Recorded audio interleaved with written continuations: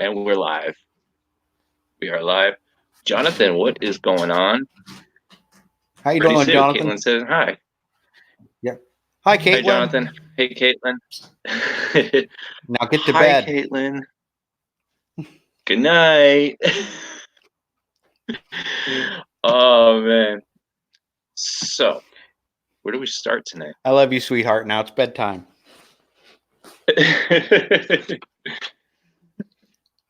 Man. So you seen all my posts from today? Yes, I have. I was just looking at the Instagram before we came down. You look very regal. Jess looked very regal. Well, thank you. I think the Queen will be calling. Thank you. Hey, I heard there's a position coming over and open in England. Harry's coming over here with his wife. The Queen's going to be looking for someone to take their place. She smiled. Yeah, exactly. Well, the funny thing is we're in there, and Jess turns to me and starts laughing. I was like, "What are you laughing at?" I fit right in. I was like, "Oh, thanks." So then on the way out, we see on the sign there's a big now hiring sign. I was like, "Hey, look at that!" So perfect job. Like during one part during the show, it's going to be in the video. Also, it's going to be like, "So I can quit my job, and I could come work at Media. This will be my night job." There you go. So coming to you live from medieval times, it's Danny from Two Real Geeks. Exactly. But no, apparently those guys go through some intense training to become a knight there. So I'll say I don't think there's any medieval times around us. I know that there's one up where you used to live, isn't there? There's one in New York, isn't there? So that's on the back of the crowns that they give you, royalty now. So they are actually in. Let me start from here. They're in Atlanta, obviously, Orlando, Buena Park, Lindenhurst, New Jersey, which is right there, right over the river from New York. Chicago, Illinois, Dallas, Texas, Toronto, Canada, Myrtle Beach, South Baltimore, Washington, D.C. area, and that's it. So there is quite a few of them around. They can. John, actually, you laugh, but they actually do start you off as a squire, from what I'm understanding. To actually be in the show, everybody apparently from there, and then you work your way up the ranks. So now, yeah, you are dealing with the horses at first. Here's the important question: would you be good Ash or would you be bad Ash? Do you know what I'm referring to? I do. In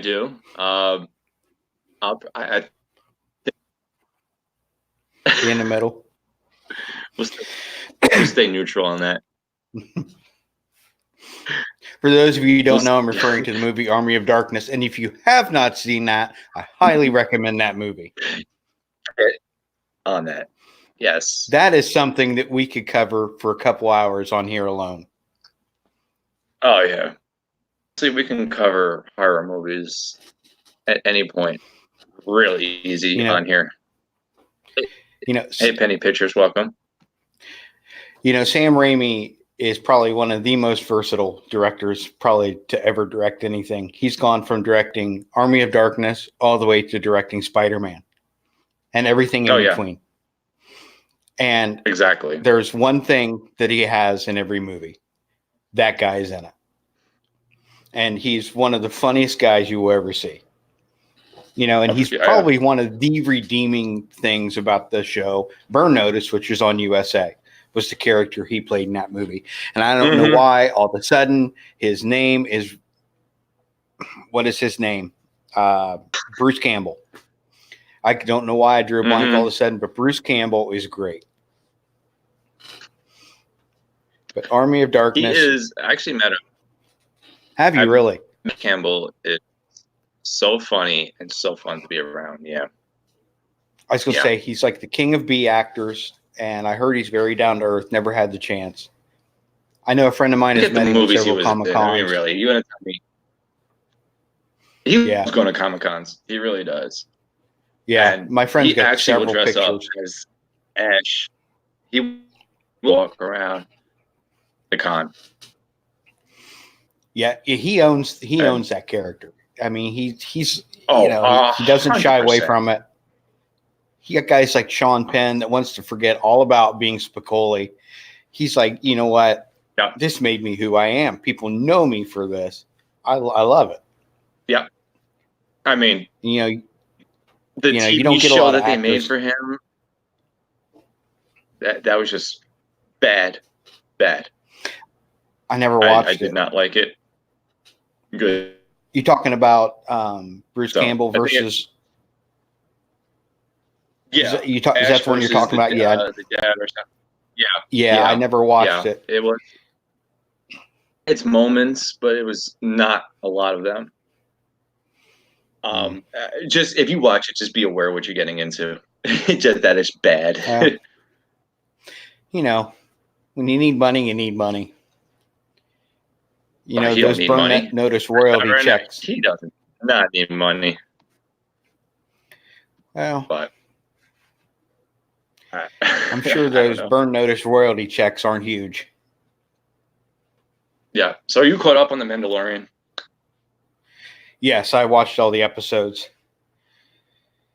Oh man, it's going to be a long wait. Yeah, it is. They're already filming already. I heard that they're already filming Kenobi as well. Yeah, I heard that too. It's a long way off, though, I wasn't filming Kenobi. I wasn't. So I don't know if you were. I wasn't. Yeah. It was kind of campy in some pieces, like the whole robot scene, a rock boat on a lava bed. I mean, scientifically. I mean, but then again, we're supposed to believe in lightsabers as well. So, I mean, some things we have to suspend reality on. That R2 droid, I'm sorry, that thing was badass. All of a sudden, it just... What the hell? Yeah. Yeah. But the director for that one, what's is his last name? Wakiti? Is it Wakiti? Is that his last name? Anyways, he did episode 5 of that series as well. But I love the way he directed that episode. I love the way he showed the stormtroopers as humans under the mask and as just basic mercenaries. I mean, really, and they not are. These. Yeah. And it's not just mercenaries. And so I don't know where they're going to go with it, but I do believe that he is probably going to be your director. Hi, Mike O'Reilly. Welcome in. I do believe he's your director for the next trilogy. I love the way he filmed them. I love the way that he shot that sequence. I love the comedy that he gave the IG unit, because they could have made him very dry because the IG units 100%. Are dry. Yes. They have a mission and that's it. Yep. And Quill turned out to be expendable, which kind of surprised me. I thought he was going to make it. But kind of in the whole theme of The Mandalorian, everybody's expendable unless you're the super hot shock trooper who they're going to keep bringing back. Oh, yeah. They are. I wouldn't be surprised. There's a lot of stories out there that are where people want that. And I mean, it'd be an interesting story, because hearing the story she told, of I think you can only get one season out of that, though. So I think what you're going to see is the 1 full year break is perfect for The Mandalorian because the universe is large. He's looking for this child's home planet. I don't think we're going to be looking at this 1 year later. I think we're looking 5 years later, maybe 10 years later when we come back. Because he's not only running from, this is the beginnings of the First Order. I have to laugh at what Jonathan is saying right now. He's like, yeah. Mandalorian talking trust. I think at this point, Jonathan, it's free game to talk about. We waited like 3 weeks for this. Yeah. I mean, and it's the same thing. I'll warn everybody in the chat. I'm going to be talking about the Rise of Skywalker. It's the same thing. You know, once you get to a certain point, I'm excited it's for you to talk about this tonight because I haven't seen it yet, but I'm that type of person. I want to know about it. I will not give away the ending to the movie, but I will be talking some of the plot lines, and I will be talking about some of the things that you have already seen in the ads coming up. There will be some ending parts that I will talk about that is nothing that most people have not already heard by now, but I will not talk about the way the movie ends. I think that's fair enough. If you haven't seen it, I won't completely spoil it, but there will be some spoilers in it. But going back to the Mandalorian, I think when we come back, he's going to have. There's also a part of me that thinks maybe there's a possibility, maybe the child could not be the same as Yoda. I'm starting to get that feel. In which aspect? Because don't you think people have heard of Yoda? Oh, 100%. People. I have a feeling so why this is going to come out next season where it's like, oh, there was one before him by the name of Yoda, that type of thing. And I think that's okay. And that way, I think we're going to, maybe next season, we're going to find out more about the child and what it is and where it comes from. But realistically, if you think about it, it's called The Mandalorian. We're not focused. It's not the child. You know what I mean? So we're not focused. Now we're focused on the Mandalorian and the child now because of what was said at the end of that episode. Like, you are its dad now. You are its dad. Are its caretaker. Go forth. Find its own. And then she's like, find its kind. Deliver it to its kind. Yep. And he has a charter now. You know, he has his own crest. And he was told by the woman who basically raised him and that he is like his father. And, you know, he takes these things very seriously. He was willing to lay there and die rather than have an IG unit remove his helmet. You know, so with that IG unit, awesome. He's like, well, sir, I am not a human being, and you know, you need to be healed. My mission is to help. Yeah. He was like the Star Wars version of Baymax. You know, rate your pain on a scale of 1 to 10. Yeah. Although you can't tell me that you didn't. You can't tell me you didn't laugh really hard when they were coming out, and he says, "Come on, kid, do the hand thing," and he goes, "Huh? Oh, huh? Yep." I mean, what is this? I'm like, come on. I was like, that's great. That was really funny. I mean, very campy, very expected, but perfect timing. Yeah. But exactly.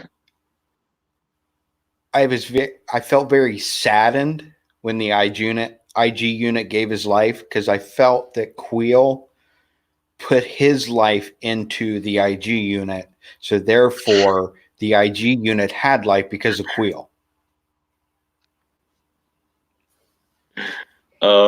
Yeah. So, come on, computer.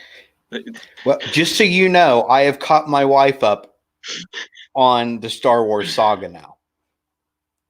Okay. She's now officially seen Darth Maul. and she officially seen him cut in half.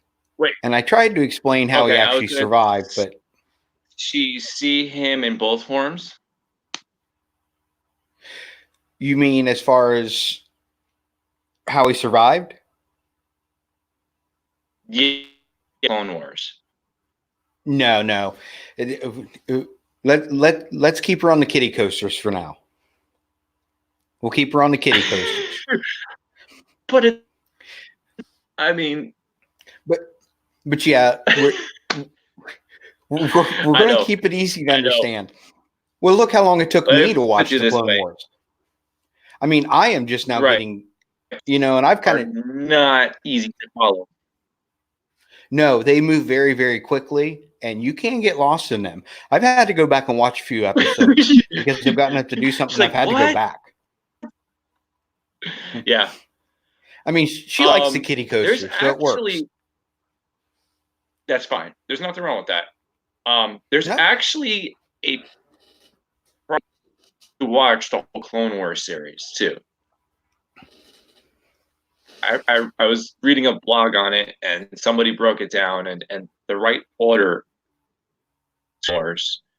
It's basically like episode from this season, and then from season 4, watch this one, and then this one next, and I'm like, whoa, this is too much. The Clone I'm Wars just gonna themselves? watch it.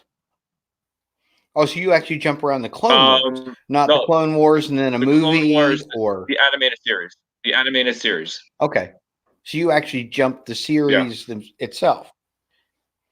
Well, that's like trying to watch the spaghetti version of the MCU. Exactly. I mean, it's like I'm just gonna watch it. Just that's it. I'm watching it. That's it. I don't care. I'll piece it together somehow.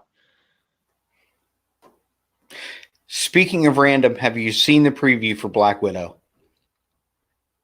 No, because honestly, I really don't care. I don't care about Marvel. I'm a DC guy. This looks tremendous. Not just. This isn't really superhero stuff to the extent that the old ones were. There is some superhero stuff in it, but it's Romanoff and her beginnings. Superhero, but there is some superhero stuff in it, and you see some stuff. Some superheroes that you probably never heard of before. I don't recall ever hearing of these superheroes, but I never got into the Black Widow character until the Marvel Universe came to theaters. Right. So this one looks tremendous.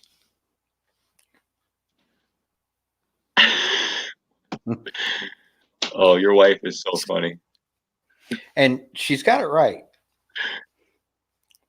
And, more people should be coming here to see some randomness. They'd be having a lot more fun. Yeah, hell yeah. 100%. 100%. But it's okay. Okay. It's a brand new ground. We're good. Yep. But to jump back over and to go over to what we were talking about with the Mandalorian, he goes out.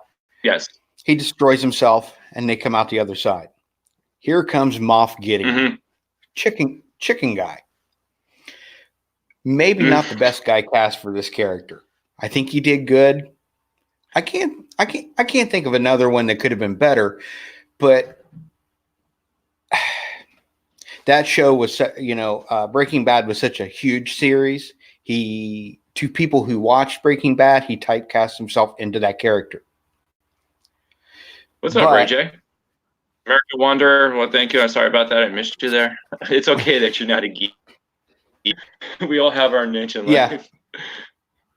Yep. And we're not always geeky. This show goes all over the place. Here's my problem. Oh, exactly. Here's the thing. I was sitting there. He exploded himself in lava. Okay. Mm-hmm. Number one, it's hot molten, right? Mm-hmm. Now we're going back to the rock boat and all this. We're asking how that boat stayed afloat in the water. How did it not melt? Now you got a robot jumping into the water with how hot that lava is. How did he not melt right away? Yep. Exactly. But we're supposed to believe that lights. How did lava not fire come back to them? You know, like, I mean, really, there's just questions like, really? But we're supposed to remember that a crystal makes a lightsaber work. And we've watched 8. Well, you've watched 8. I've watched 9 Star Wars movies now, plus some side movies to tell us that lightsabers work. So, I mean, that's the nice part about the suspension of belief. And I mean, it works, you know, and my wife says something right here that I say all the time. That's how it was scripted. It was scripted not to burn them. Exactly. But they come out, and here comes Moff Gideon. He crash lands. Here comes the Jawas. They're going to take all their pieces. How does Moff Gideon, who should not be that powerful to begin with, he's basically a records keeper. If you hear the way they talk, basically he's very knowledgeable, but he shouldn't be that powerful. How does a man like that come up with something out of the Jedi archives? There's one Darksaber in the entire known universe, protected, and then it comes where all the holocrons out of nowhere are. at the end of the episode. Yep. I'm sitting there like, created by a Jedi Mandalore. Okay.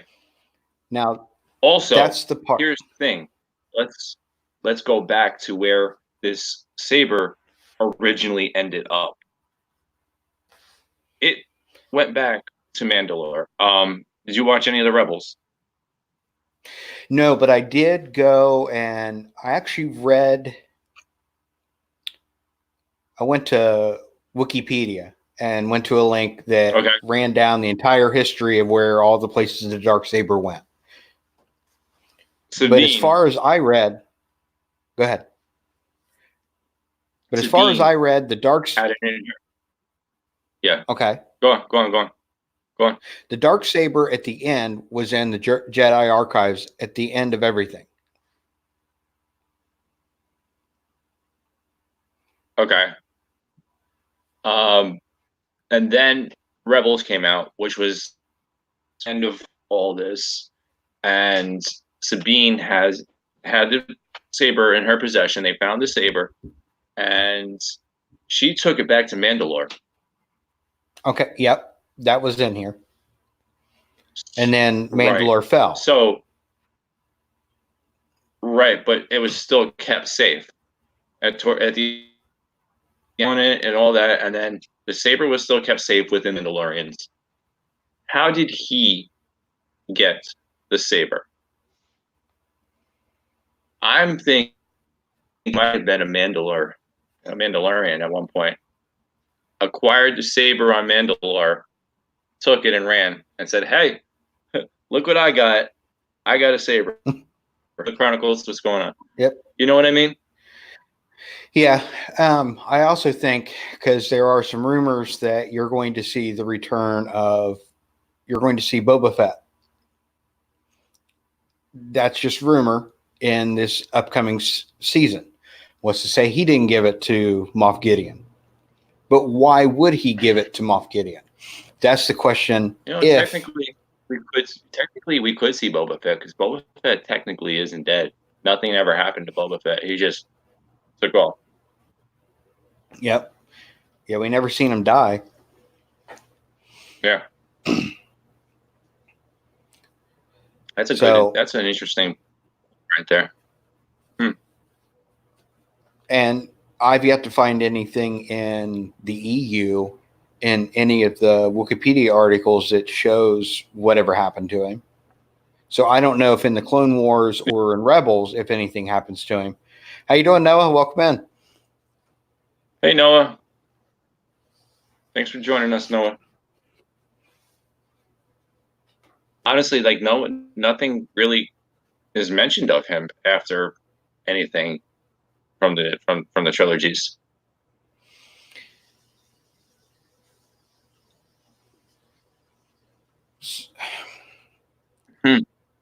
What do you think? See if I have. Do you think what do you think created Jango Fett's hatred for the Jedis? Do you think he was just, well, I know we're going backwards in time here.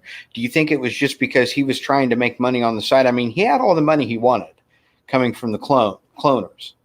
Do you think he was just trying to make more money? Or do you think he was just bad altogether and got caught? Came from the money. He was hired to do a job, and that was basically he was hired to hate the Jedi. And money will lead you to that. You know, hey, come on, here's some galactic credits. Don't let them through. You know, that's basically what happened. I mean, obviously because of what happened. And then obviously because of that is the reason why, you know, Boba Fett hated the Jedi, is because his father was beheaded. Mm-hmm. So, I mean, that explained that one pretty easily. But it seems like the Mandalore themselves, I mean, outside of the one we see in the series, are actually pretty peaceful people. So I need to read up more about them to understand them more. The Mandalore were peaceful. They weren't. I mean, look at, you know, they were armor smith and all this other stuff. I mean, they weren't just here to go, you know, collect a bounty and that's it. They're not bounty hunters for their jobs. You know, they covered that in the Mandalorian series too. They, you know, he was like, I'm a bounty hunter because this is the profession I chose to go into. He's like, I make money on this. Okay. But, you know, it's just like now in real life, you know, you're good at what you do. You're going to make money at it, you know? Yeah. I think the Jedi hated them for like, because, oh, look, they got all this technology and equipment. What are they? We got to go after them.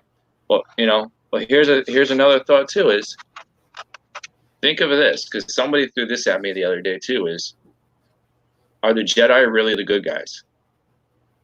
Is the rebellion really the good guys? Well, it's the same on any side of any war. Whatever side you're on, you're the good guys. You know, the way they show it is, if you really look at it, we got into you know, Empire and all that with I'm being blown up. Well, okay. There was things that led up to that for why it was being blown up. But we don't show that on the Jedi.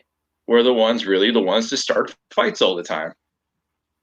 Don't get me wrong. I'm a rebellion side. I'm all about it. Good or bad, I'm still playing, you know. But were they the good guys or the bad guys? We settle it's things the same with peace, anything. But yeah, we carry lightsaber down. Yep. You know. And yeah, it's like Jonathan just said here. Some people dislike the Jedi for how they acted at the time. You know, when they found out they had a clone army, they basically named themselves all generals and led all of them into battle. So, you know, if you're an innocent bystander and you see a bunch of people that have this mysterious force within them, they're able to move objects and control people's minds. And all of a sudden they've got an army and they're able to do things you're not.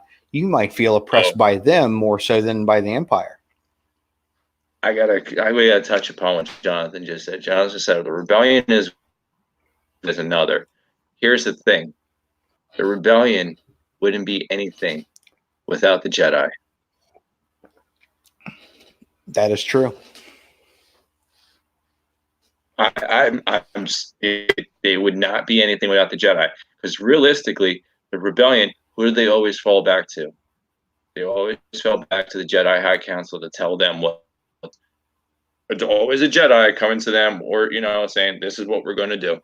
And if there's a plan being executed, there was always a Jedi there. And this falls right back to where saying EU and everything else. Well, and this falls right back to where I'm going to head with this. The Empire does not exist without the Sith, and without a Sith Lord and a Sith apprentice. It just does not. And that brings us kind of to Rise of the Skywalker. We've all seen the previews. Okay. We all heard the voice. I want to hold on one second. Let me grab something real quick. Okay.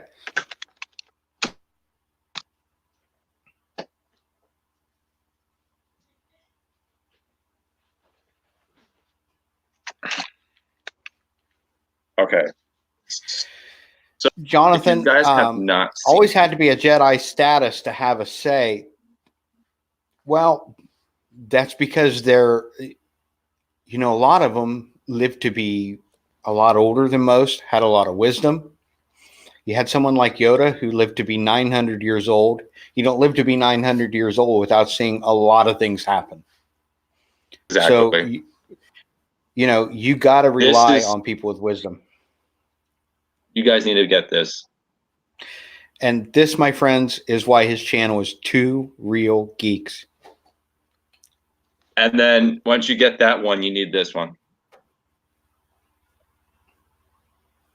These two books legit lay out the path and the way of it's basically a handbook, a field book for the Jedi and the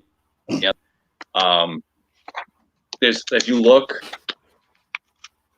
like right here, there's notes from like Luke, Anakin, and all like different Jedi. They basically, this book was handed down from Jedi to Jedi.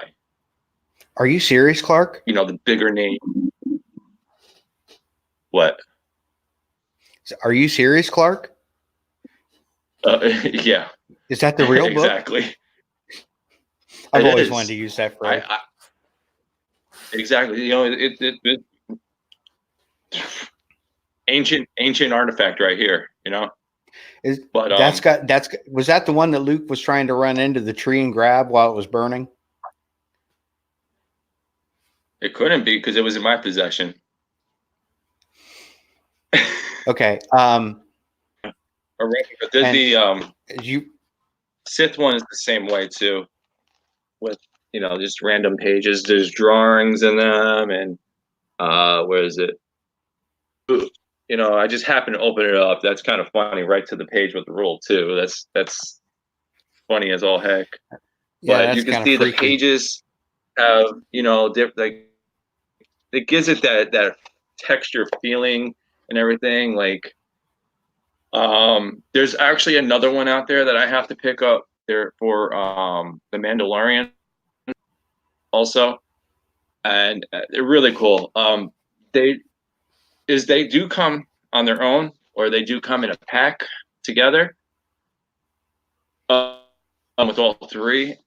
But there's another one that comes separately, like the Jedi one, but it comes in a case that you unlock the case and it like lifts up, lights and everything, and it's too expensive for me to afford, but I would love to have it.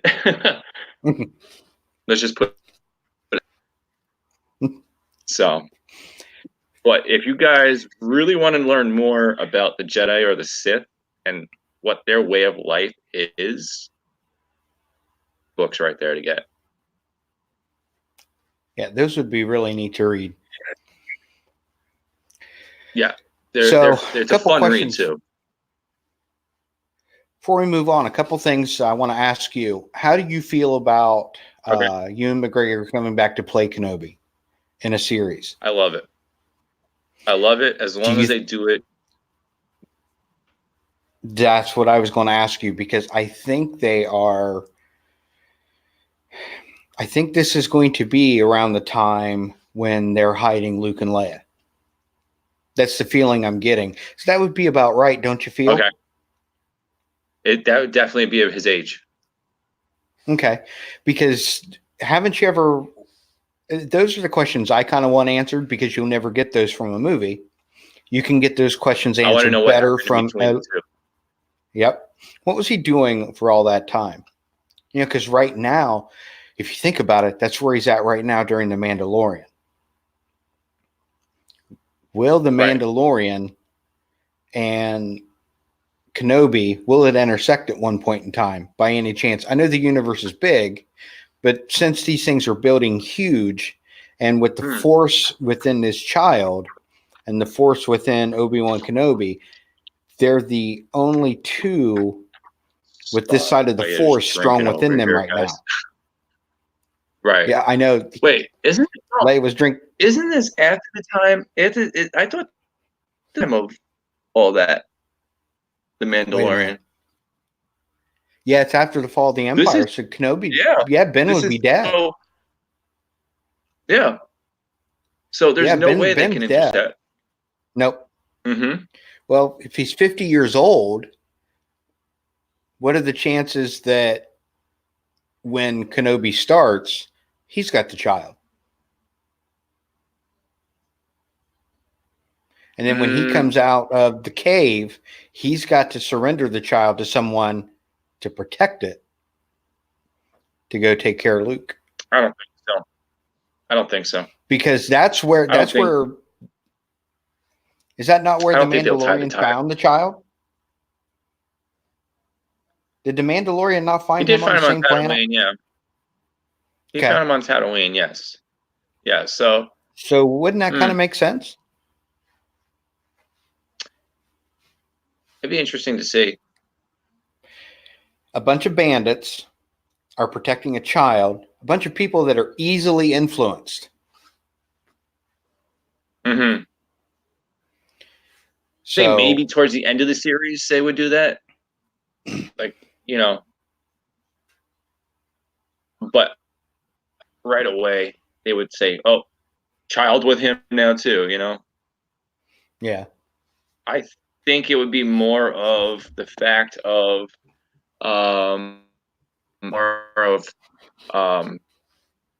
you know, a Vader popping up in this and stuff like that in the Kenobi episode. It kind of shows how like Vader might be looking for Kenobi.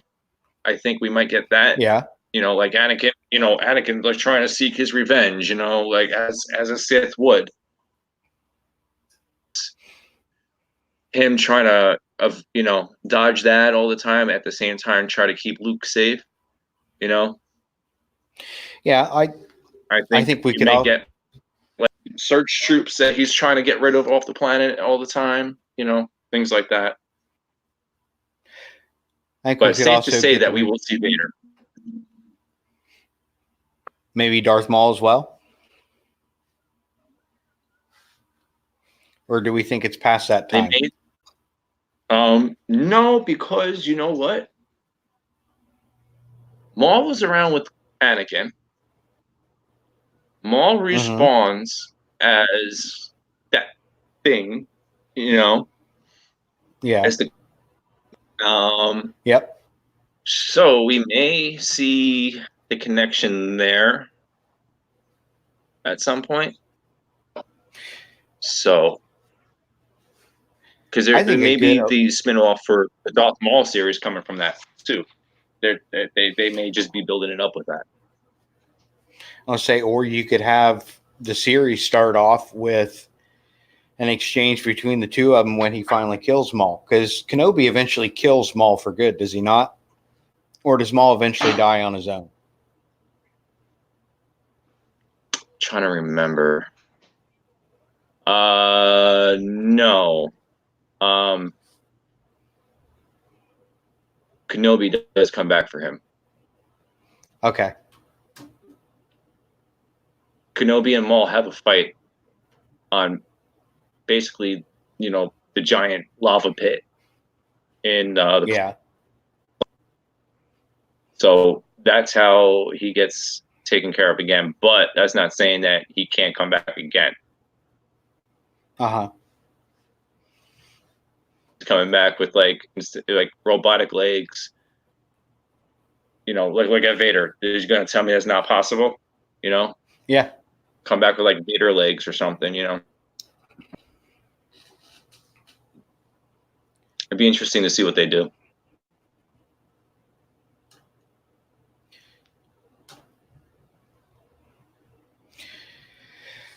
Okay, The Rise of Skywalker. You ready? Yes, I am. Let's go. Palpatine's alive. No Force. He's actually alive. No Force Ghost. He's alive. Barely. Okay. But wait, where's he come from? He actually says in the movie that he has died thousands of times. Which, okay. So evidently at one point in time, he's found a way to resurrect himself. Mm-hmm. Which would make him more powerful than Bane, would it not? Because Bane was only able to resurrect others. Yep. Yep. Okay. So is he Force sensitive? Yes.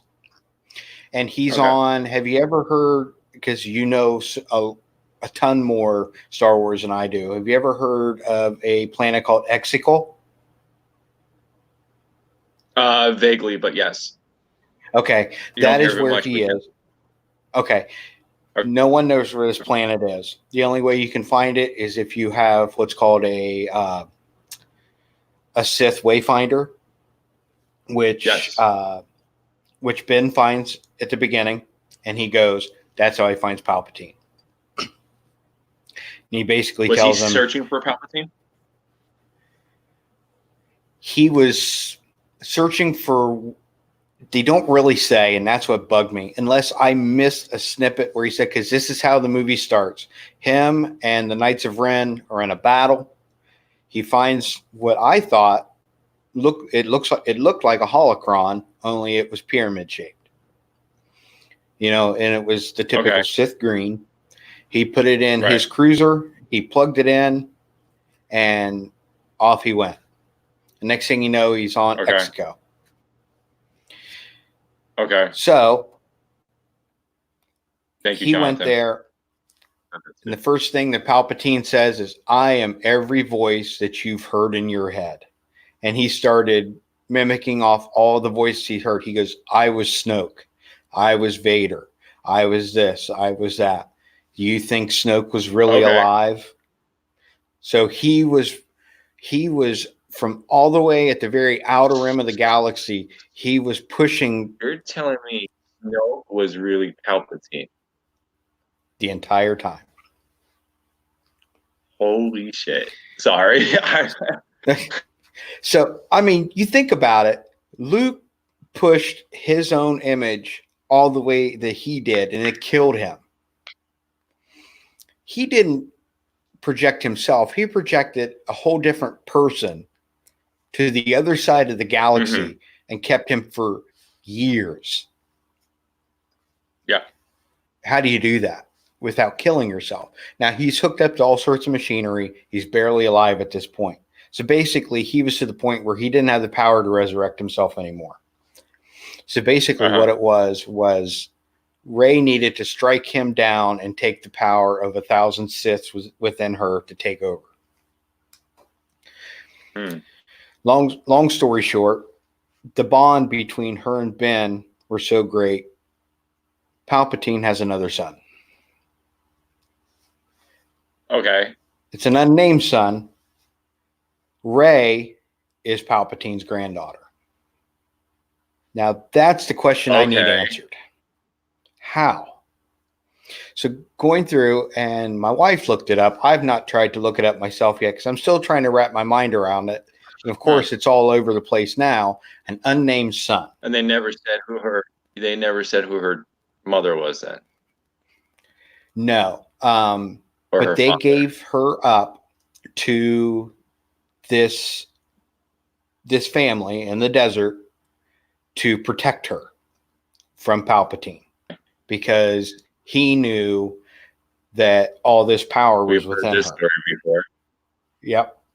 They basically recycled the story, which, I mean, they told the story well. It didn't feel completely washed and rinsed. It felt organic. It didn't feel like Luke and Leia. Right. It did have a lot of feel What's up, the real Brooklyn? How are you? It did have a lot of feel of Vader's redemption. Ben has his redemption. You know, very original trilogy feel, which that's what you kind of expect. You know, that's, you know, the trilogy came full circle, Right. because this is what keeps happening to Palpatine. Every time he thinks he's got it figured out, it's the same thing over and over again for him. And they knew that this time the trilogy had to close. But the question is, who is this son and where did he come from? There's nothing in the extended universe about a son, is there, to Palpatine? No. They just they got the bag. Yep. The same way the EU is saying that he manipulated Anakin into creation. You know, that's fresh baked cookies too. You know, that's not an old story. No. So, but I like it. It works. You know, because you can't go anywhere with the story if you don't have something to carry on with. You completely close the story. So there is an ending here that I don't want to give away. I'll tell you off stream later. I'll tell you how it all ends. Okay. That's fine. But at the very end of the movie, she does go back to Tatooine. She buries 2 lightsabers, I will tell you that, at Luke's childhood home. And she takes the name of Skywalker for herself. Okay. Because, you know, it wouldn't be Star Wars without continuing the Skywalker name. Yep. And because I thought that Ben's redemption story would be the rise of the Skywalker. Because you knew before the movie even started having ads with a name like Rise of Skywalker. Is Ben still on the Sith side of life, or is that just part of that ending you were going to tell me? That's part of the ending I want to tell you, because, you know, yeah, people have had enough time to see it. I don't know. What's your take? People had enough time to see it? I think so. I mean, look, we said we were going to do this, and we're 47 minutes into a stream, so it's you, Jonathan, already drunk that we were giving spoilers, and we have 8 people watching, so okay, I don't see it. No harm, no foul. I mean, I haven't seen it, and I'm not stopping you, so. All right.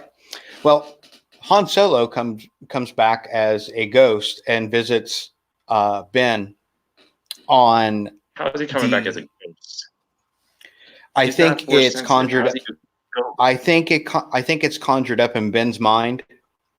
Ben and Rey have a major fight on the old Death Star where it crashed. Because there's only two wayfinders. She finds the second wayfinder. He finds her there. He crushes it. They're fighting, and you can see the struggle within him. She jumps a wave, jumps his ship, and takes off for Mexico. Ben standing there. You can see. What's that? That when she jumps over his ship in the middle of the desert there. Yes. Well, no. This is later on in the movie. They're on the old Death Star. She takes his ship. She's off to Mexico because it has the coordinates in it. She sends those coordinates to the rest of the rebellion because the Empire is rebuilding and they have a massive fleet, the largest fleet that's ever been built, and every single one of them have planet destroyer weapons on them. And so they're launching an attack as she's going there. She gets there, and of course, Palpatine had this plan the whole time. Get her to me. Well, Ben finds a way to get there. He's got no weapon because as he's talking to Han Solo, Han tells him, says, it's never too late to come home. You know what to do. He takes his lightsaber and he throws it in the water. So on her way to Mexico, she stops where Luke last was. And at the time, we find out because Luke's ghost appears, and he says Leia would. Oh, by the way, Leia finally dies. She passed away in her sleep. That's what caused the turn. As she passed away, she said Ben's name, and he stops, and that's what brings it within him. Because she's force sensitive as well. We come to find out Leia was training with Luke to be a Jedi. Yep. So Luke said, really? Leia wants you to have something. So he goes into one of the barracks and he gives her Leia's lightsaber. So now she's traveling with 2 lightsabers. Now, we know that Ben and Rey have a connection, and they can pass things between each other no matter where they're at. Because they can actually, no matter where they're at, they can actually reach out and see each other, feel each other. And now they're to the point where they are taking things from each other. So Ben shows up during this attack, and she's being held by Palpatine, and he's trying to get her to strike him down so she can become a Sith Lord.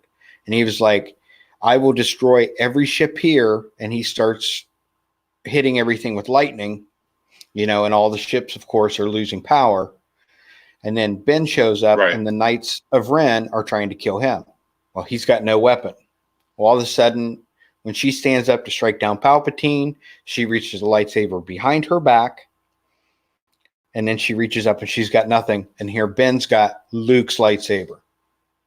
So he strikes down the Knights of Ren, and he comes up. And now he's standing in front of Palpatine with Rey. And with them 2 together in front of him, he realizes their bond. With their bond gives him the power to become whole again. So he starts draining their life force. So as they're trying to bring themselves back up to fight back, he throws Ben way off. And then he's trying to kill Rey. And as Rey finally strikes him down, Ben finally comes back. He's holding her. And they smile at each other. And hold up, let me back up. I told you the story too quick. She falls over. She's dead. He pulls her up. And he puts his hand on her stomach. Passes his force into her. She looks up. She's alive again. They kiss. A whole Luke and Leia situation. Because technically, if you believe the EU and the Fresh Baked Cookie story, they're cousins. Yeah. Not as bad as Luke and Leia, but it's still creepy.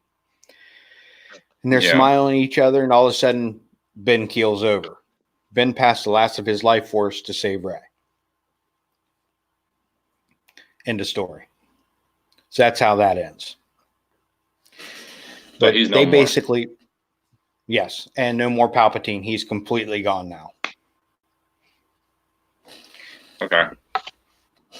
And my wife just said, and they have a baby called Baby Yoda. Deal with her still. So, yeah, she was, even through all the battles, she was wearing a lot of crispy white clothing. I'm sorry. I didn't like the character. The actress was great. She portrayed, she was great playing her. I just did not like Rey stories. You know what I mean? Like, it was just, she just didn't fit in as a Jedi. Yeah.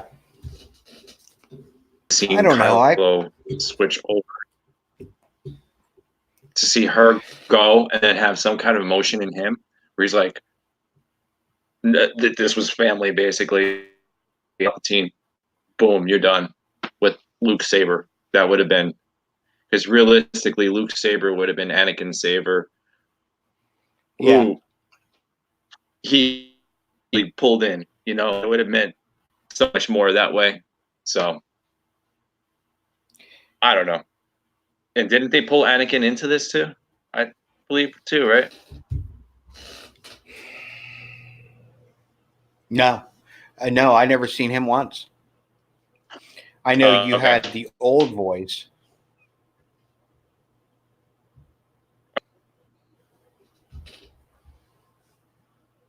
But that would have been awesome to see. But that's just a Star Wars fan telling you, which has no weight in China. So,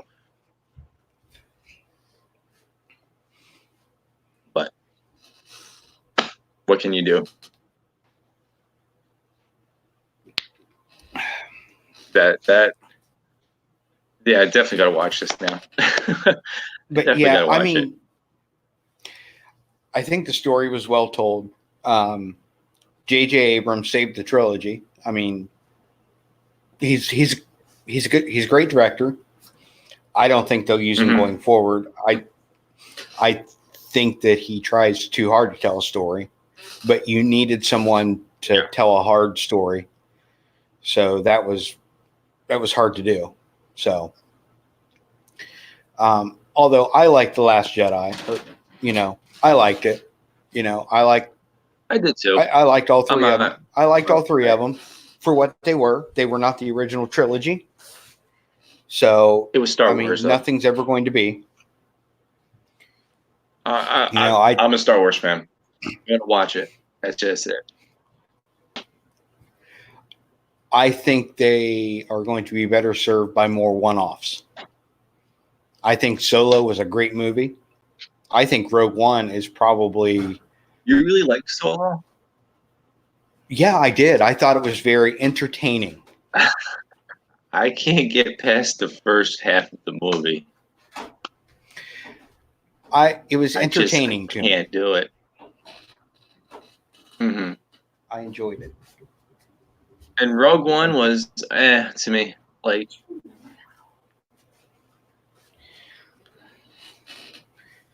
Yeah, I thought that Rogue One was just to me. You didn't like how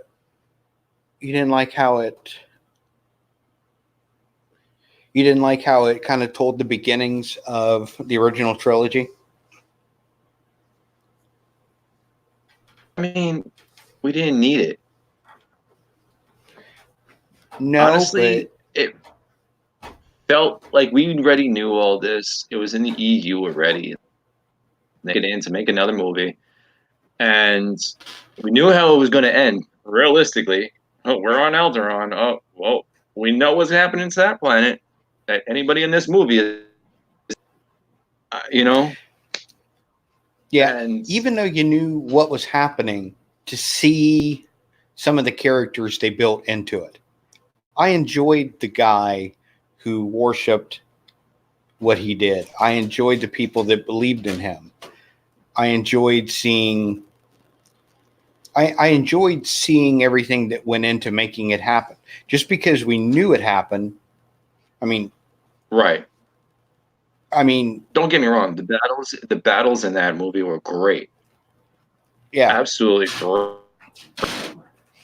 I mean, watching the blind man work was fun. Oh yeah, 100%. 100%. And what other? It was a strong. What I'm saying, it is a strong movie. I did like it. It's an enjoyable movie to watch. I would have been okay without it. It's there, so it's there. It's not like one of my movies I'm going to go back and watch. It doesn't have a replay value to me. Okay, I understand. I see your point. I've probably watched it 10 times. I find it very enjoyable. I mean, if I'm going to sit down, if I had to choose between that or the series, the trilogy from the 90s and late 90s, early 2000s, I'll choose Rogue One. Well, I take that back. I might watch Phantom Menace. If I could go to the theaters and watch the pod races. I enjoyed that in the theater tremendously. That was very well shot. Yeah. I would love to go see it the way you can film now. If you, shot at like 100%. 60 frame, shoot that at like 60 frame per second or something like that. More realistic. That would be awesome. That would be tremendous. That would be awesome. But I mean, realistically, I feel Phantom Menace was one of the best ones.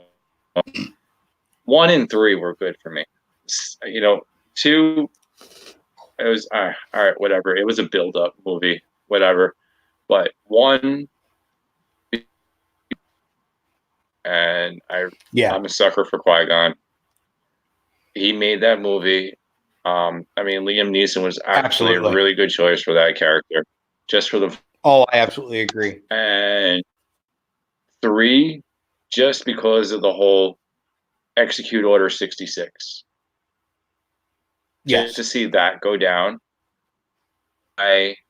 We were where we were with Empire. Yes. And why Yoda was where he was, and why he was senile, and why, not knowing that he was a Jedi, but you had Obi-Wan out there in the desert watching him, and things like that. Like, well, that answered why they were there and why, what was going on for that. So, now I will ask this question to you. You say Rogue One, why did we need that? Because we know what happens there. Well, we know that Order 66 happens. Why did we need that movie? You see what I'm saying? I mean, there are questions that a lot of people see how brutal Order 66 was. I mean, well, think about what they went through to find the plans for the Death Star. These people knew they were going into this probably going to die. And if you watch the very first movie, all you know is they got the plans for the Starship or for the Death Star. That's all you know. You don't if you're not really in tune to the Star Wars canon, all you know is, hey, they know how to take down the Death Star. We don't know that these people went in there knowing they were probably going to die, and this guy knew that he might get killed by the Empire trying to defect, and they almost died from the Death Star just trying to get to where they needed to get these plans. So I thought that the whole storytelling and the whole layout of the movie was tremendous. I need to go back and watch these in order, like their proper order. So 1, 2, 3, Rogue One, Empire, and go from there. Yeah, that's what I did with my wife. Time to do so. Yeah, I just haven't had the time to do it to watch. But that'd be kind of cool. Now, if you want to feel like you wasted some time, you could go back and watch the Ewok movie. Now, that was a waste of time. Yeah. Or the holiday special. I just try to forget that was even made. Look, it's there. It is what it is. It was fun. It's funny, So, there's some enjoyability factor to it. That's like people that like the American version of The Office better than the British Office. You just don't know what's good. Those are the Steve Carell fanboys, though. Yep. I still need to watch the Office Christmas special from the British version. I keep putting it off because then I'll have finally watched all of the episodes. Mm-hmm. People are like, it's British humor. I don't get it. Then you just don't get what's funny. Because Ricky Gervais is great. That's like me. That's like between Jess and me is I can go and sit here and watch my Monty Python all day. Just like I don't get it and how you can sit here and watch this. Like the meaning of life, the search for the Holy Grail. I can sit here and watch it all. I can watch the different show, which had no rhyme or reason. If you want to talk about the world of randomness, that was the original world of randomness. Yeah. And those are those movies which I've your watched wife, all of them a she's couple sitting here times. shaking her head at you. Yep. And she loves the Holy Grail. And I've seen it a couple of times, but Yeah. to go back and watch it again, there's a couple of great lines in there. I'm not gonna lie. And when after we're gone and my kids' kids are gone, people are still going to be repeating those lines. But that doesn't 100%. make me want to sit down and watch it over and over the same way I have in my life with Army of Darkness. I actually, it's that and like Mel Brooks, the History of the World. It's like, they're right there. You know what I mean? Yeah. Mel Brooks has more of a replayability than Monty Python. You got to really be in the mood to watch something like that. It's like watching. You go and like, oh, I'm watching Blazing Saddles. Oh, what's it on? Let me go watch it. I was going to say, you tell me Blazing Saddles is on. You don't have to tell me the channel. I'm just flipping through till I find it. The world stops when Blazing Saddles is on. Or Young Frankenstein. It's on. Yep. I can't think of a movie of his except for what was the one he made where he was a slumlord. I've seen it once. It was one of the last ones he did. It was in the late 80s, maybe early 90s. And I was like, okay, it's time to hang it up, buddy. I can't think of it now. I think it was called Slumlords. But yeah, it was not good. It sounds not good. And you got like the producers and But yeah, Mel Brooks made some all these really movies good ones. That really did. You're not gonna find movies like that anymore. Well, no, because people get butthurt. You are not. Exactly. It goes back to our first episode it may not even been our first episode. It may have been when we were talking COPPA, the whole Archie Bunker and the Jeffersons.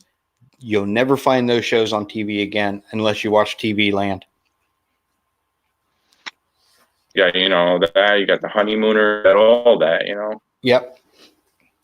And if you do find it, they script them with a whole different set of people in them to make it politically correct. If it was the Jeffersons, they do it with a white family. Anymore. If it was All in the Family, they do it with a black family. They do things to appease everybody, and they don't realize that we're not as soft as the minority makes us. The minority of people makes us out to be. And I'm not Republican. Exactly. But the people that get hurt by the tiniest things make me feel Republican. I'm very liberal. But come on, people. I'm nothing. I'm just it. I don't care. Jonathan said had a kid come along with no parent, hopping along one leg at the Black Knight costume. That is awesome. I would have stopped and gave that kid every bit of candy that I had, and then whatever else I had in the cupboards. Oh yeah, should have made him say it was but a flesh wound. Just a mere flesh wound. It'd been even better if he had a band of people behind him with coconuts. Is it bad that I was thinking that tonight at medieval times? Were you really?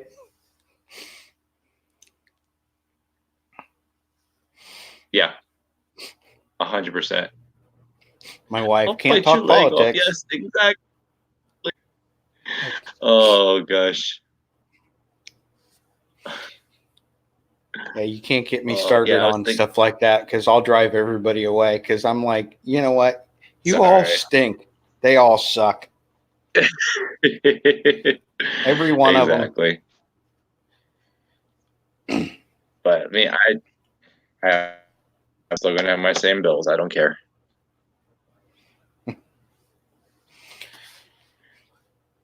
So what's the weather like down there?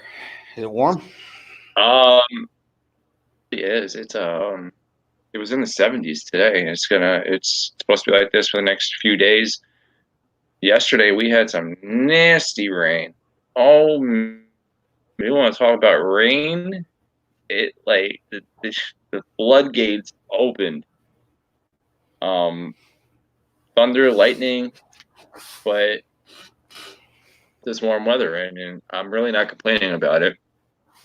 For me to walk around with a t-shirt and a hoodie on at nighttime, I'm happy with it. I didn't even need the hoodie on, but I had somehow. Yeah, it was in the upper 60s here yesterday, and last night we had torrential winds come through. I'll bet you they were 50, 60 miles an hour. Kept me up all night. Woke up this morning, it was cold. Yeah.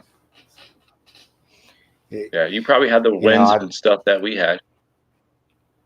Yeah, the winds last night were, I mean, and then when you went to bed that it was almost 60 degrees, then you had all that wind. All I'm thinking is, great, warm weather, cooling off, all this wind. And now I'm looking outside and it's awful light for 3 o'clock in the morning. So I'm like, great. Great. Yeah.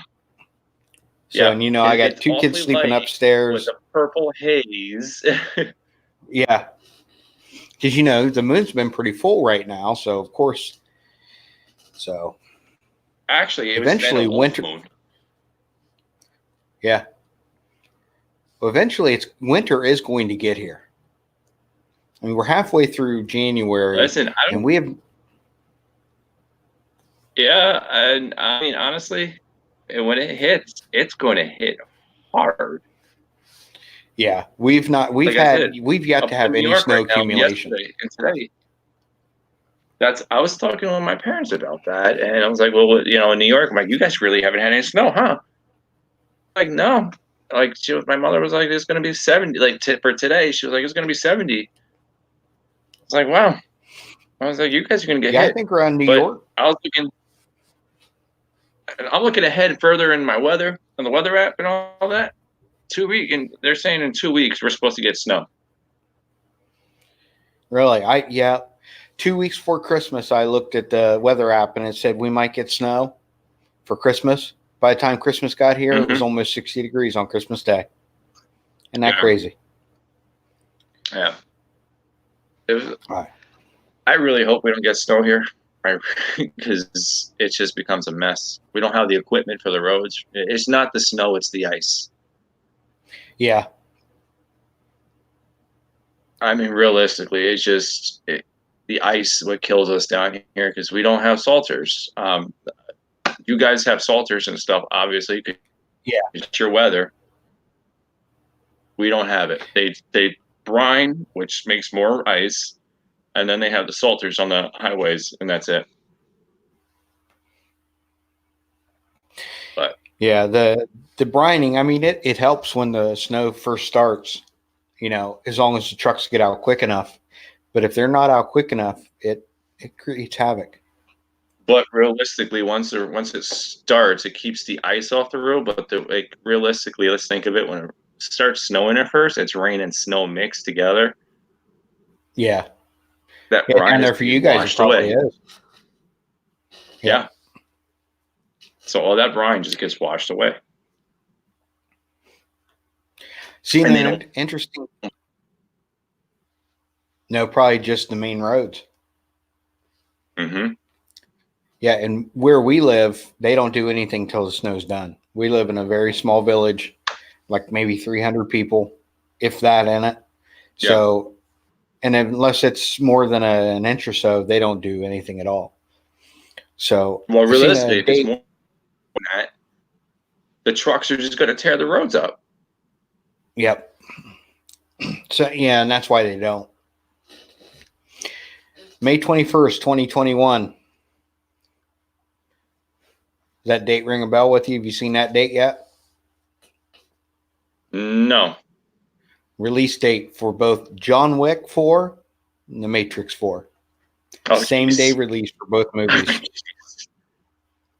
It's a long way off, but so Keanu is competing with Keanu.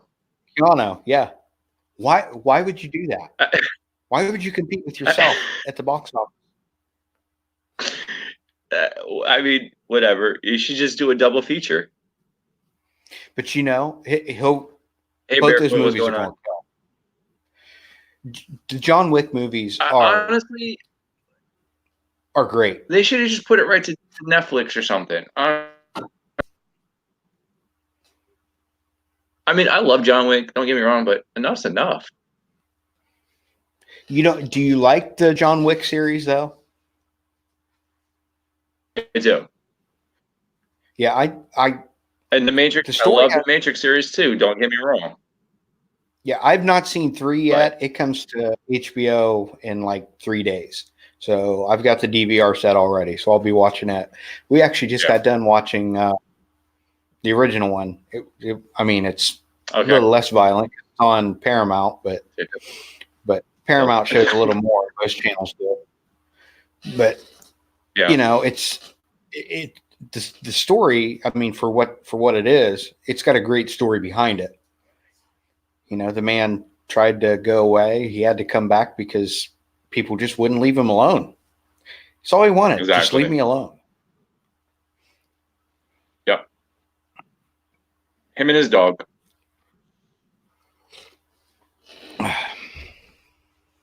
Just him and his dog. That's it. Leave us alone. Yep. So I don't. Yeah, to release them both on the same day, I'm not quite sure I understand it, but they're going to make money hand over fist. Keanu Reeves sells ever since he reinvented himself with The Matrix. Because he was always thought of as the same way people looked at Matt Damon until The Bourne Identity. People looked at him as the guy that got high and got naked with Ben Affleck and banged on the bongos. And all of a sudden, he was out there killing everybody and just tearing up the box office as Jason Bourne. Mm-hmm. Exactly. So, I mean, they're going to be good. It's so true. It's so true. It's like, all our Keanu was, like, oh. Yeah, I mean, it was Bill and Ted. Yeah, Bill and Ted. Thank you. That's the one. Yeah. Yeah, he was Bill and Ted. He was a flunky quarterback in a basically B movie they tried to push. I can't even remember the name of it now. The Replacements. That was a remake. Yes. I'm trying to think of some other ones he was in. I mean, I can't even think of some other ones. I mean, I mean, he was in a lot of mushy movies. Point Break, yeah. You can't forget Point Break. I mean, but then again, Dogma.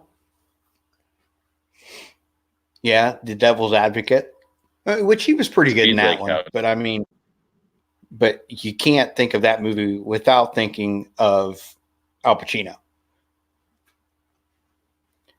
And an older Al Pacino who overacts. Not the good Al Pacino, the young one that was a great actor, the old one that overacts. Jonathan, you are right. He still is Bill and Ted because they are doing another Bill and Ted movie. So they've been saying that for 10 years now. What is going on? Are they going to do it? I believe it's been filmed. I think it's already filmed.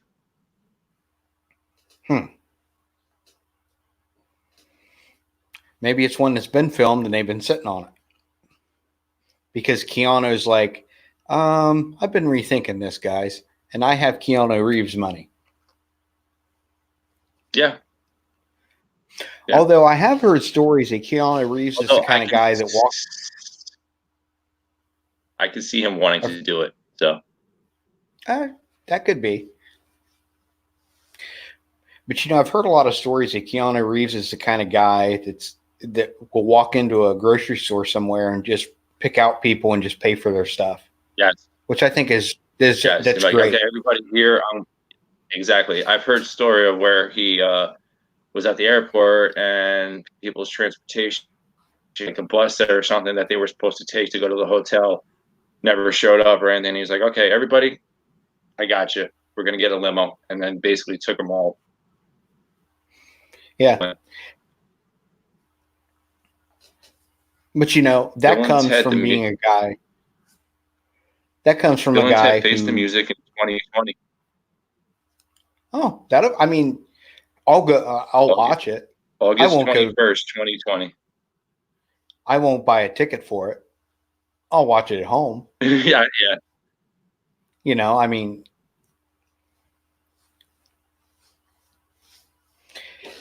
Since this just happened recently and we haven't talked much, did you see Ricky Gervais and his Golden Globes monologue? Just tearing apart the Hollywood elite. No, you get a chance, you need to YouTube that. He knew it was his last appearance. Okay. And the type of guy that Ricky Gervais is. He's not a Hollywood elite. He doesn't like the Hollywood elite. He basically ripped everybody because, they're friends with people that are horrible people and do horrible things. And it's like, don't pretend you're not friends with them. And he just ripped them. It was a 7-minute monologue. Maybe one of the funniest things I ever watched. Make sure you watch one. Is funny. Yes. That man absolutely is great. Funny. Have you seen any of his TV shows that he did here in the United States? His podcast that he did, it was on HBO. I never watched any of those. We touched on that one night. Oh, I never watched any of those. My gosh. You go and watch that. It was a whole animated thing to the podcast. I knew it was animated. It is funny. Jess had me just one day. She was like, "Hey, come here, watch this." I sat there and I was like, "What?" It was great. I need to find those. And then his little sidekick there, Carl Pookington. Oh, Carl. Yeah, Carl. Yeah. Mm-hmm. And who's the other? Yeah. What the tall British dude with the glasses? The guy that wrote The Office. Daniel Merchant. Yeah. Yep. Daniel Merchant. Stephen Merchant. Stephen. Is it Stephen? Okay. Yeah, Stephen Merchant. Because he actually directed the American version. I'm not one with names for actors. I just watch things. Jess is that. Why she does, geek entertainment on Mondays. So I stay away from that. Yeah, he is great too. Oh, but that's what made the British Office so great, because they wrote it, they directed it, they knew exactly what they wanted, and when they got to the end of the second season, they didn't do a finale. They just said, "We're done. We can either keep going up, or we could go down. Here's the Christmas special. We're done." And what happened because of that, it's become probably the largest following of any television show worldwide, period. If you talk in any language, you mention Ricky Gervais, people want to talk about his dance charity event. When he goes, "I can dance," and he starts doing his and he starts dancing, and everybody stops clapping, and they're just watching him. And he's trying to pass around the bucket, and everybody's just still staring at him. And he makes you cringe the whole time you're watching him. And now you watch Steve Carell in the movie The 40-Year-Old Virgin. He's funny. I think him in that movie is funny. And this is the second time this week that movie was brought up to me. But that is the only movie that I've ever watched him in I've gotten a laugh out of. But then again, he laid on that table and said, "Wax my chest," and film it. Yeah. Everything that came out of his mouth was for real. And when he says, "Oh, Kelly Clarkson," you don't get much funnier than that. I mean, because that just blurted out of his mouth. Exactly. I mean, the more you watch it, the more you realize it's not as funny as it was the first time you watched it. But that cast worked so well together. Yeah. I mean, that whole group on their own, I don't think any of them are great. But those in that movie, all of them worked really well together. Mm-hmm. Yeah. Yeah. It's like that with anybody, though. Like, you need people to support you. Yeah. What about you? You're a big Game of Thrones guy, aren't you? Mm-hmm. Have you heard anything about when the prequel is coming to HBO? I've yet to see a release date yet. I know they've been filming. I did not. Jess, have you heard anything about the Game of Thrones prequel? That's what we heard too. Never mind. She just sometime soon. So I know it. I think the season is wrapped up filming. I know I've heard filming. I've also heard wrap filming. But I know it's supposed to be surrounding. There's supposed to be a couple of series that they're going to eventually have. But one is supposed to be about, and it's been a while since I watched it, so I'm trying to go back and think of characters. What was the Mad King's name? Jess, what was the The Targaryen. The Targaryen. Rhaegar or something like that. Rhaegar, is that it? The one that built the throne. Okay, I think one series is supposed to be about. I was like, yeah. And I think one is supposed to go back even farther than that. Okay. So, but the one that goes farther than that, I believe, was just like a fan page rumor. Mm-hmm. I wouldn't be surprised. I think it would be just for this. I think it would be neat to go back and tell the story of the Night King, of him as a man living and up to the time he becomes the Night King. Yeah. And then tell the exact same story, like the year leading up to him becoming the Night King, then tell his story as Game of Thrones was actually going on in the background of him amassing everything.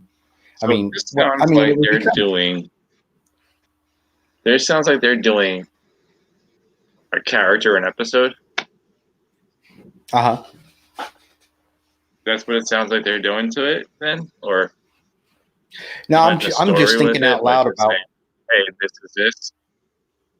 Well, no, I think this whole series is going to be going on during the Mad King's reign. Like this series of Game of Thrones will be about his reign. It probably won't be as long as, it's probably going to be more of maybe it's going to be like a shortened series. But, see, I don't know. I'm really not probably going to show any much interest in that type of thing. Like, Aegon Targaryen was the Mad King just said. Okay. But anyways, I don't really get like the there's some things that it's good for, like Star Wars, but with the TV series, like what we did with the Sons of Anarchy, and off to the Mayans, which really nobody's watching unless you, at this point, are a dedicated biker and an MC. You're not watching this. I've never watched a Bad. minute We broke of either. that off to. We broke Breaking Bad off into Better Call Saul. Never watched a minute of that. It just looked bad. I watched the first couple seasons. It was pretty decent. It was something completely different than Breaking Bad as well. Right. But it was still the same. So a lot of the same characters there. Like, yeah, granted, it gave you a story on the other side of what was going on, but I didn't see a need. Yeah. No. Where this one here, you're going to have the basic same layout, same world. You are going to have, like Jonathan said, I need more Ned Stark. You're going to have Ned Stark young, and growing into an older Ned Stark, if it goes long enough, because if I'm not mistaken, well, no, it was Ned Stark, not the one that struck him down. That's what I was thinking at first. But I mean, he was in the castle. He was a guard. So you would have more Ned Stark, which I think Ned Stark's stories was probably one of the best parts of Game of Thrones, which when they killed him off very early, that was the point when you were watching that they were following the Walking Dead theory of everybody's expendable. Exactly. Which, crazy. television shows didn't follow that model for, until really about the time Walking Dead come along. Because think about when The Walking Dead was full of action, and the first time you watched these characters and you invested everything into them, and it was like, this is a main character, and they're gone. I think this season just fit. Hello. What just happened? Hold on. Wait, am I on the right channel? Uh-oh. Okay, I don't know what just happened. My camera apparently wanted to switch to the laptop, but hold on 1 second. Hey, Bax, what's going on?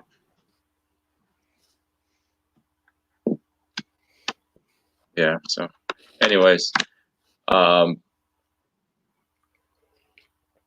this season of Walking Dead, I think, was the only season that we kind of gave up on. I haven't given up yet. Honestly, I think it's been a slow build though. It got weird to us. It's like, all right, really, I don't like words. You just all right. Granted, they're killing people up, which is the atmosphere of it.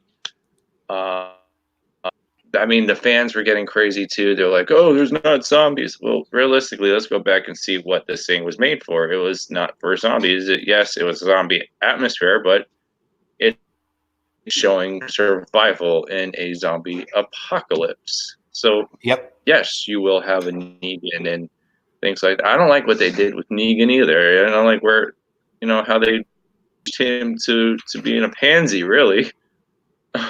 Wow, he's out there whistling again. But he's with the Whispers right now. But I think something. I don't like them either. I think that's what they've been. I think that's what the slow build's been for. Because they wanted you to feel, and I could be wrong, they wanted you to watch this and go, I feel nice and safe. And then now everything's going to hit the fan when they come back. Because these Whispers, it could be a fun story if they tell it right coming back. Because when everything first started happening, you don't know what's what. This could be a great story when everything happens. But they took 8 episodes to get to Negan escaping. And now he's standing there telling the walkers or the Whispers, I'll join you. That's not Negan. Negan puts a hot iron to somebody's face. Yeah. It's like why hasn't anybody addressed the fact that Rick isn't really dead? We couldn't find him anywhere. Things like that. It's like, come on, just. Well, you can't have the movies if people addresses that they never found Rick. Yeah, but how often have we been talking about the Walking Dead movie? I mean, really, we've been talking about that Filming's movie wrapped on it since the. Is it really? But it's a made-for-TV movie too, though. No, it's a theater release. Is it? I heard it was for TV. Unless they've changed something. Originally, it was they're going to make 3 movies based off The Walking Dead. Now, because the ratings have dropped this season, they may decide to. That's because people like me have not watched it. Well, we DVR, and there might be times where we have 4 episodes before we finally catch up on them because, to watch it, I mean, the interest just isn't always there. You need the time. Yeah. Yeah. Exactly. We might be sitting there and be like, oh, we got, it's early enough in the evening. We could watch a couple episodes, then we'll watch it. Exactly. And when it comes back, hopefully they find a way to catch some lightning in the bottle. Because if they don't, I don't think it'll come back for another season. Mm-hmm. And I've never been able to catch on with Fear of the Walking Dead because the original had so much going for it. Even though what I watched of Fear of the Walking Dead was really good, but it had a lot going for it. It had a lot going for it. And the storyline, as they started moving on, was all right. I mean, and if you like The Walking Dead enough, idea of getting a boat and living by the water and all that, I was all about that because that's kind of like what I would say is, realistically, if you've got a zombie apocalypse, you put your back to the water. All you got to do is worry about the in front of you. Yep. There's no zombie fish coming out. I've never seen that happening. I mean, I might have gave somebody a wonderful movie idea here now. I know I'm thinking about that. No, but they were the underwater zombies. I'm talking about. Oh, there were underwater zombies. Yeah. Yeah, there was a zombie living in the well on the old man's farm. Just you said that too. There was a zombie in the well. But there was that swamp or whatever that they were in, lake swamp, some shit. Yeah, the lake swamp. But you don't know if they're going to be able to survive salt water though. That's. But I mean, they're undead. I think they can pretty much survive anything as long as you get Well, Jess, I've just said an idea for. I mean, you could go to an island. I don't think they could walk across the bottom of the ocean. Jess always got to ruin my theories and things. I say you got a great idea for a movie, and the man is just keeping you down over there. Nope. It's all right. She's what makes me rethink things. I'm like, wait, but this can happen this way now, and it's fine. I appreciate her doing that. And say, ask her if you lay down on the floor, she might kick you in the head while you're down, maybe make you feel better about yourself. I don't want to know where. It may be other places, which is fine. But realistically, saying that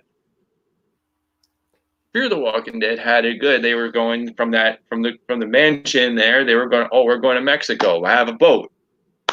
I'm all about this. I see where this is going. I like it. And then what happened to this idea? I thought we were going in the water. We're going to an island, but nope. We're going to that island out there. We're going to survive out there. No. Well, see, that's what I'm thinking. You. I'm done. Load yourself up with canned goods, get out on that island, clear the zombies, and you know what? You don't have to worry about a whole lot till somebody kicks it. Now we're talking about zombie survival tactics here. Okay. Because I already have it mapped out.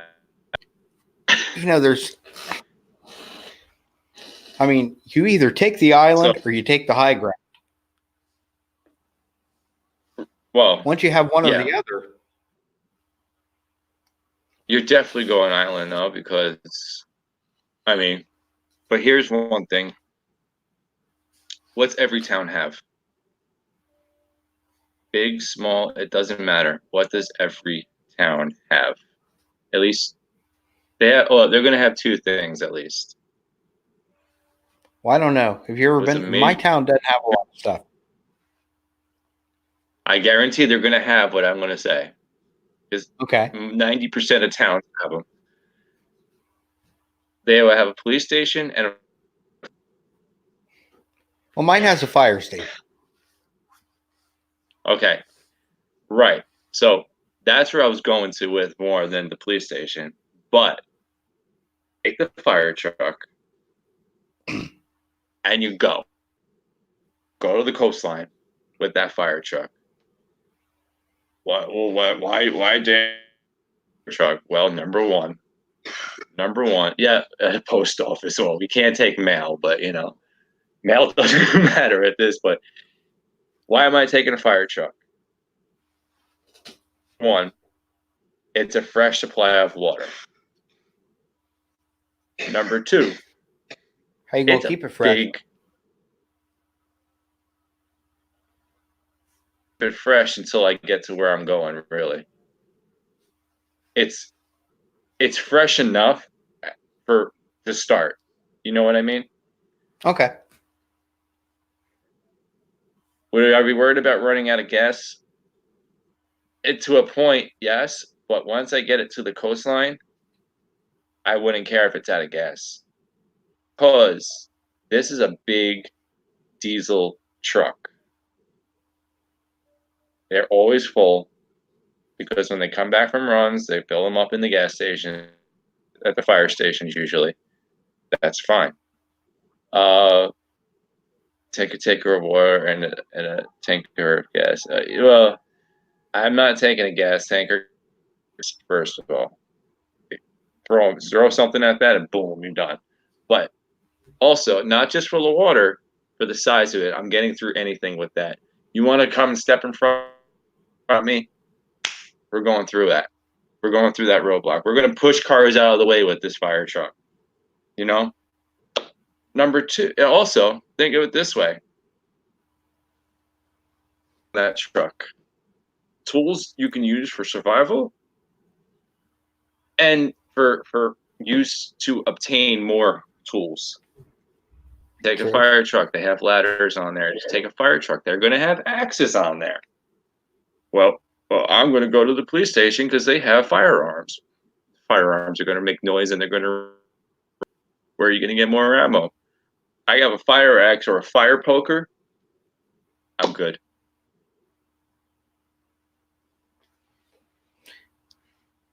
Unless you run across somebody who has more firearms and more firepower than you. You're always going to come across situations like that. You're going to always have a what if. I mean, well, I have an underground bunker and this, and well, what if I have firearms and show up with people and storm your bunker? There's always going to be a what if. But realistically, if you see a fire truck going down the road, are you going to stop it? Are you going to say, I'm taking that? No. Yep. Doesn't matter who you are. You're like, oh, that's a fire truck. Where they're going that way, I'm going this way. I mean, you're not going to go save that person's life over there? No, I'm saving my own life because I'm taking the fire truck that way to go to the coastline. And then I'm using that fire truck as a barrier. As a big barrier to get across. It has the cab. I can hang out in the cab. I can go on the top of the fire truck as a lookout. If it's one of the fire trucks with the ladder, I can put the ladder up as a look. So, good way for the zombies to climb up there after you. Yeah, right. Yeah. Have you ever seen a zombie climb? Well, that depends on what movie you're watching. You ever watch World War Z or 28 Days Later? Yeah, They climb really well. Listen, okay, Bad Days Later is not a zombie movie. No, but it's an infected movie. It's in the same outbreak. premise. But a zombie is created by an infection. Yeah. And let me tell you, they're fast. You know, the CDC actually has a zombie outbreak protocol. What? You know, there is a classification as a zombie outbreak. There's no hope. There is a classification as a zombie outbreak. You also got to remember, I'm here in Atlanta too, so I know I talk to people that work at these places and stuff. The zombie outbreak protocol states that you do eliminate through the brain, as you do have that part right. But what qualifies as a zombie outbreak is basically an infection spread in a community, be contained within a set amount of time, and affects people and their motor skills. As your wife pointing case would be like they would be on bath salts, kind of, yeah. Or they had rabies.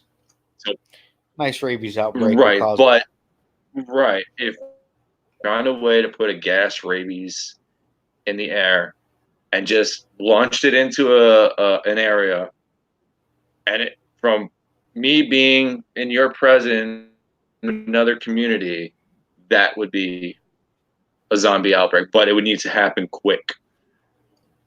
So basically like the bubonic plague, zombie outbreak.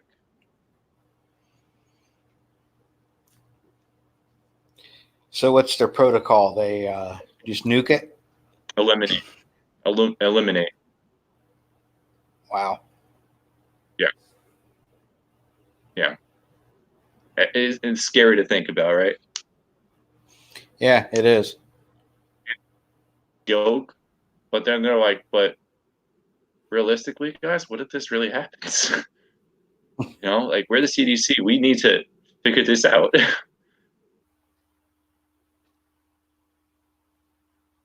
But yeah. Jonathan, really? Really? Like, a zombie, as we know it, a zombie, it's basically, it's just, it really is just a medical term. Like, look, we have zombie homes now. You know, we have zombie home neighborhoods, zombie neighborhoods and stuff. It's basically something that just ran down too quick. So to have zombies is just basically humanity that ran down too quick that they cannot bring back. So scary to think about. What's even scarier is here in Atlanta with the CDC, and they could just release anything as an experiment at any time.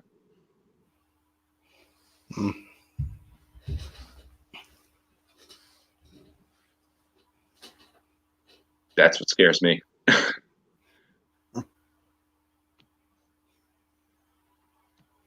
But man, this show really is the world of randomness. We started. I know we've been all over the place tonight. Star Wars tonight to zombie out to zombie apocalypse. Yep. Well, isn't Palpatine technically a Star Wars zombie? I mean, yes. So we kind of stayed in line. That we just brought it back. Yeah, we just kind of went full circle. Yep, right back to Star Wars. I love it. So technically, Star Wars is just a big zombie movie. Wow, I think about. I mean, Anakin when he became Darth Vader, I mean, is basically that's a zombie. Yeah, a zombie. I mean, got a nice suit. Had to have cost him an arm and a leg. Yeah, yeah, literally. I mean, come on, he was Literally. dead before they even put him in the suit. Which brings me to a fire. question. Yeah, I know. Skin melted and everything.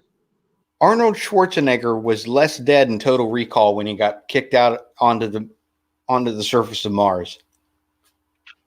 Exactly. That was a great movie too. Much better than the remake.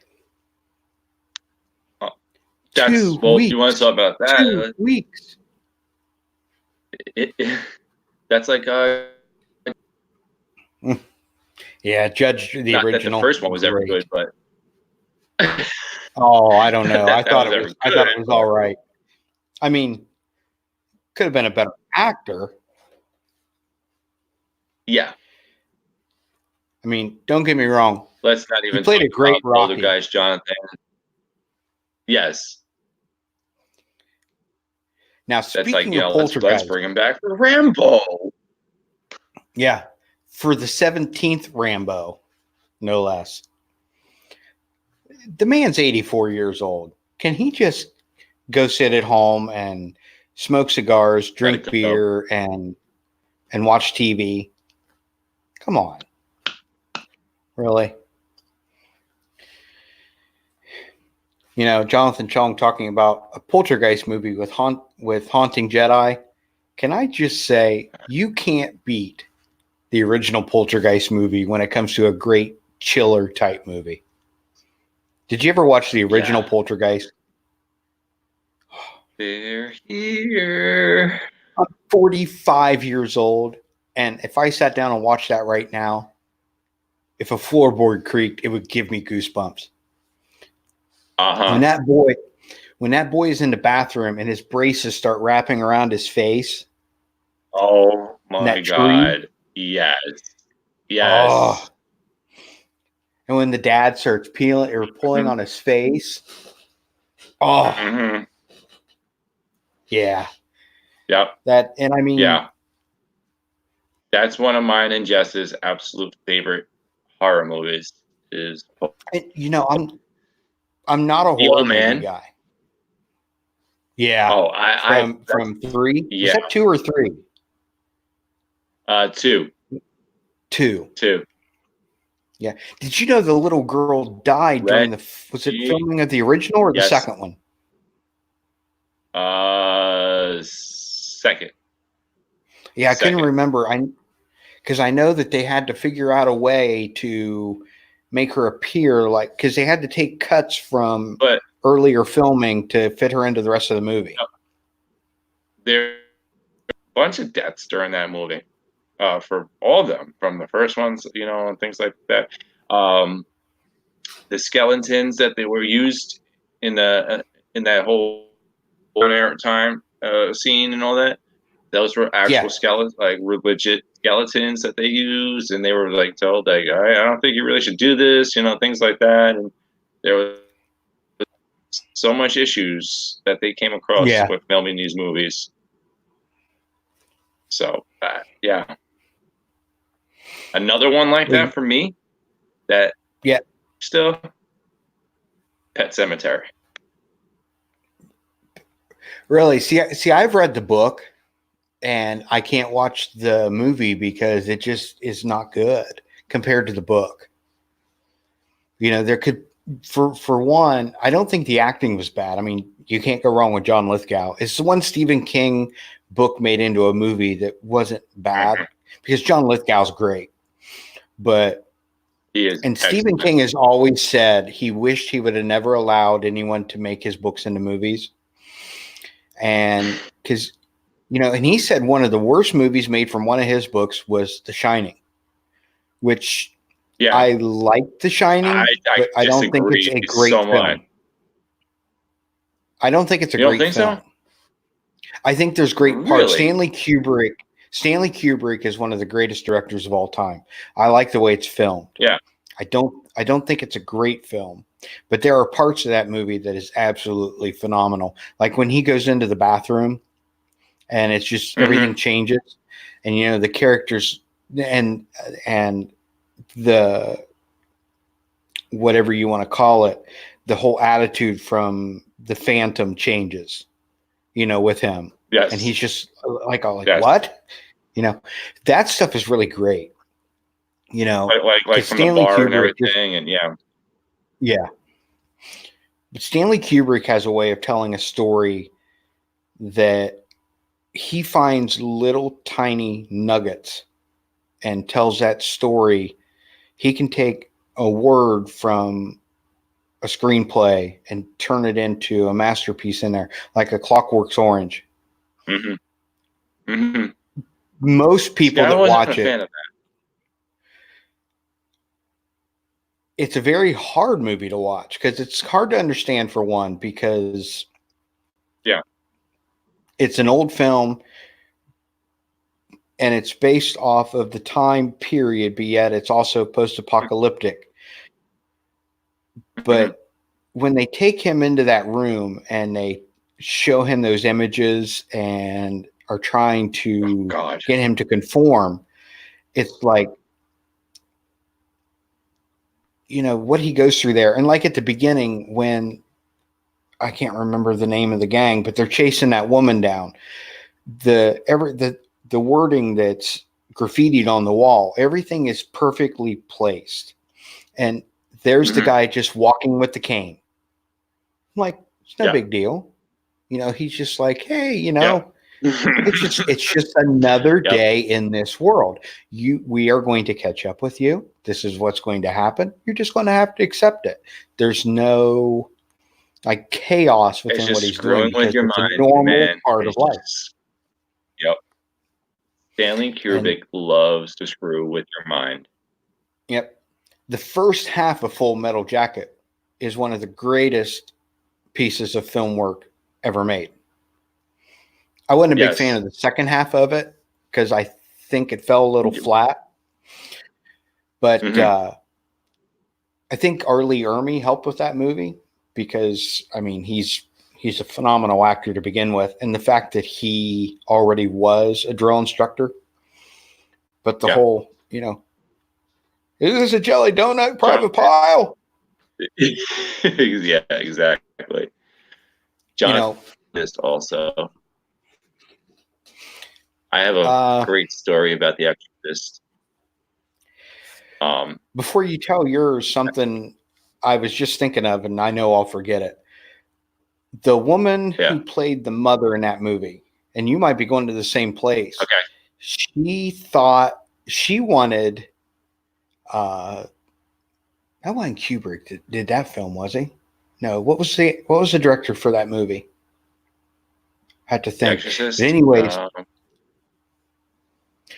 But anyways, when she was flung up against the wall by Linda Blair in the movie, the director, I think there was 32 cuts to that scene, and they were pulling her by string against the wall, and they couldn't. He kept saying, "You are not getting it right," and he kept doing it over and over and over and over until they got it right.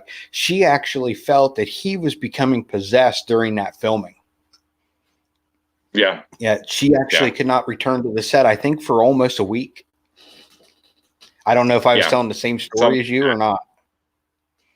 Not at all. He was brutal. Nowhere close. Okay. So good night, Noah. Have a good night. So no, have a good night, buddy. Thanks for coming in.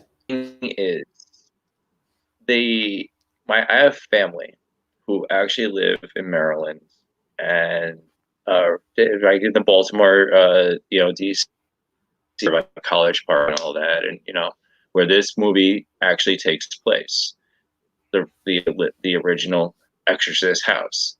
It wasn't filmed there or anything, but they actually lived like 3 houses down on the block where this house was. Okay. They tore down the house. They tore down where this was, where the possessions were. And you would figure they would leave that lot vacant, right? Mm-hmm. No, they go and put a playground there. Oh, yeah. What a fun-filled day at the park. So just to know this property and see where this property is kind of cool. So, but put a playground there. Go play, Johnny. Have fun. They said that, kids get hurt there all the time and all that. So, yeah. You ever seen the original Amityville? I haven't. I actually been to the house many times. Have you ever been to the house where they filmed the movie? I have, which down in is New right Jersey? down the road from the original house. Yep. No, they filmed it Yep. down in Tom's River. They and did. Unless they filmed it in two locations. They did two locations: Tom's River, Okay. and then more closer towards Atlantic City area, and then they in Long Island, a couple houses down, because they wanted to get the original, but the owners would not give them permission to film there. Yep. Yeah, where I lived, I was literally about maybe 3 minutes away from that house. And awesome. When you came down, you know where Route 37 goes over to Seaside? Down in I sure did. off the park. Okay. Well, when you get off of Route 9 onto 37, as soon as you get off onto 37, if you get to the first light and you turn right, your first left is where the Ocean County Library is. About half a block down is where that house is, right on the bay. Oh, wow. And we used to drive. If you drive by it at night when the lightning's hitting. Now, since then, you can still find pictures of it. And when they've changed the house over the last, I think, 10 or 15 years from what I've heard, but they still had everything original. The only thing they tore down is, I think, the filming they did at the one at Tom's Rivers, because they had a boat garage in the back of theirs. That was very similar to one at the Amityville house, because that's where they filmed the water scenes. Right. So when you drove by it at night, the boat garage was gone, but the house still looked exactly the same. It had those big creepy windows up at the top. Yes. You drive by it at night when a storm's happening, and that lightning, you could see it from one side of the house to the other through that third story, the attic. And I drove by it in a storm one night, and I mean, it just brought back memories of being 11 years old at Halloween time and having friends stay over and watching the Amityville Horror. And I mean, still to this day, thinking about driving past that house as an adult and the goosebumps, still to this day. I know. That's like me. I got the goosebumps right now just thinking about the things we, going out to Long Island, seeing the original house. It was creepy. It was that it's basically that whole area there was all government housing. So that's all the houses there all look the same, which is why they went through like basically 3 properties down to film. Like, come on, we want the money. You can film here or whatever. Because it looked exactly the same. So yeah, and those are some big houses right there. That huge. Those houses are huge. But try going out there these days. Forget it. You are not getting near those houses. Yeah, where they go to. If I'm not mistaken, I think they needed yeah, if you go out to the one down there in Tom's River, I mean, it's in, well, they call it the business district, but I mean, it's a lot of lawyers' offices, doctors' offices. I mean, this is probably a $2 million home right there. And then you're like, this was a government-owned home, and it's like, man, the vast difference. But, you would think if you had that house and they filmed it there, it's going to attract people. You drive by around Halloween and you got people just parked on the side of the road taking pictures of your house. Now, don't get me wrong, you made some money off of it if you're still the original owner, but I'd put some of that money into changing the house a little bit. Just my thought. 100%. 100%. 100%. Like, Also, Jonathan was saying Alien was an awesome movie. Also, Jonathan, I'm seeing that. He also Jonathan used to listen to podcasts about aliens and ghosts. See, I'm all about aliens, not the movie, but just in general. Like I could sit here and go on and on. I Yeah, when I remember was younger, once. I'll tell you right now. Oh man, I was when I was young, like a kid, and I'm lying there. It was the summer night. Window was open with the shit. It was not hot, but it was good. Just open the window night. Sitting there, and this is New York City, okay? And I know my neighborhood, and I know what should be there, what shouldn't be there. You know what I mean? mm-hmm. And I see this red flash, and I mean flash, red, like bright red flash, and like, whoosh, just flashing, flashing for like, oh, okay. It's not moving back and forth, so it's not a police chopper. Because a police chopper, you see a helicopter just, you can see the Yeah, lights kind of moving back and forth. You know what I mean?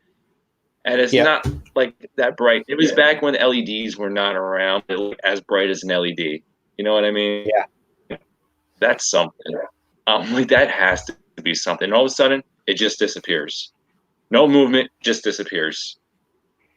I was like, okay,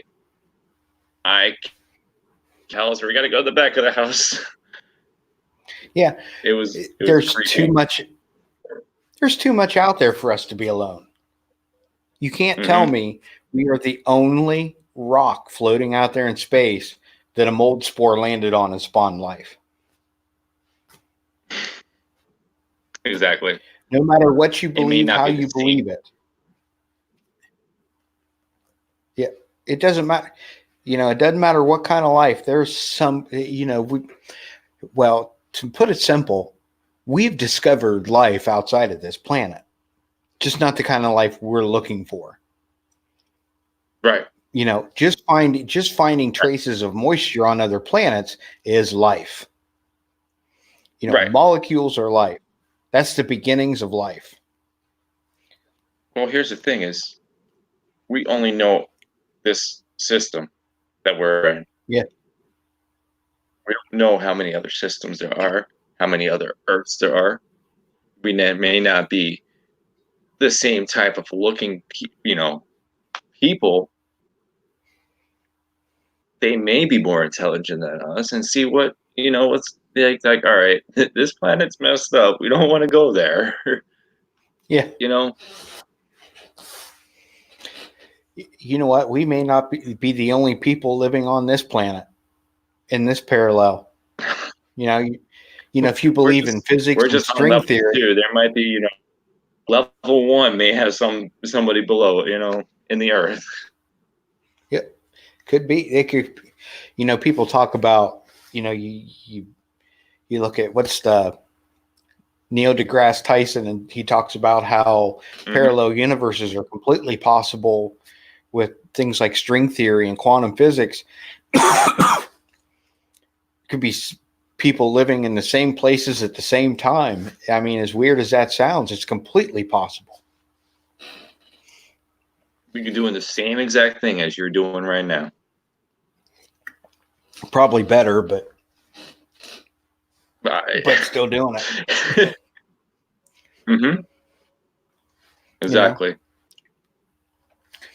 Jess and I watched the whole, we used to watch these, we still watch these documentaries on, weird things like that. But the shapeshifters, the lizard. All the lizard people. I love the lizard people. That guy is it's like anybody that licks their lips is a lizard person. What? Yeah. What? So I must be a lizard person. Right. My favorite. I do it all the time. So I'm like, okay, whatever. My favorite's walking past the National Enquirer. A lizard person has been elected to Senate. We'll reveal who it is inside. Yeah. So you got 10 million people buying the Enquirer, so you can see who it is. Jess was telling me she was watching Like, this is a while ago. She telling me about an alien that was working with the government. What is his name? She's in the other room right now too. I can't even ask her. But he was like trying to warn the government about things, and and all this stuff came true. Listen to him, and they're like, okay, whatever. And he just like disappeared one day, and apparently went back to space or something. I forget the guy's name. God, what the hell was? Guess we should have listened to him. Right? Hey. I mean, it's like Tommy Lee Jones said in Men in Black, Elvis is not dead. He just went home. Exactly. It's like, I believe, I guarantee they're aliens, but they're not the great men portray them as. This goddamn. Now.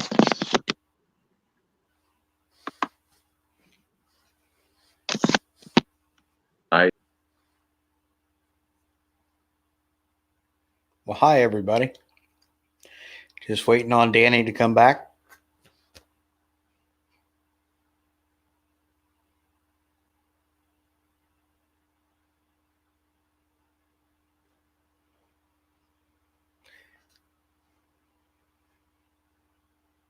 Danny?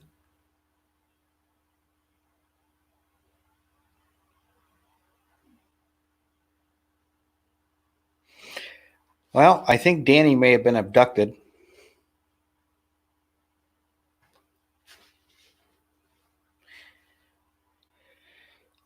Well, we'll give Danny a few minutes here. Wait for the spaceship to bring him back.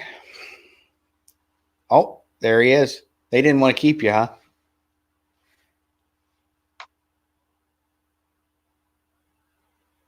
We thought maybe you were abducted. Yeah, I should have been so lucky. Hey, your voice is in sync. Yeah, I don't know what happened. I bumped the wire to the camera and everything went crazy. Yeah, I was sitting there and all of a sudden thought maybe I was on another channel for a minute. All I seen was your logo. It's like, oh. Right. He used to force to come back. Yep, exactly. But yeah, no, Jess and I, like, we watch all Ancient Aliens and all that. We're all into all that. So I guess, two real geeks. Why wouldn't we be, right? Oh, yeah. And that one guy on there, Ancient Aliens, that man may have the greatest hair I've ever seen. You know exactly who I'm talking about. Oh, my gosh. Yes. So, yeah. I'll tell you what, though. Yeah.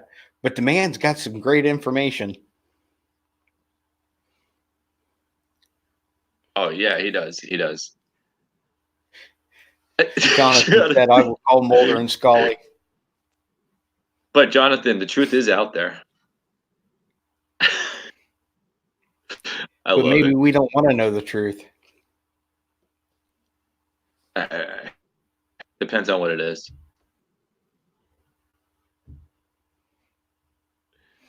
Oh, sometimes gosh. I don't even want to know. The claw has chosen. The claw.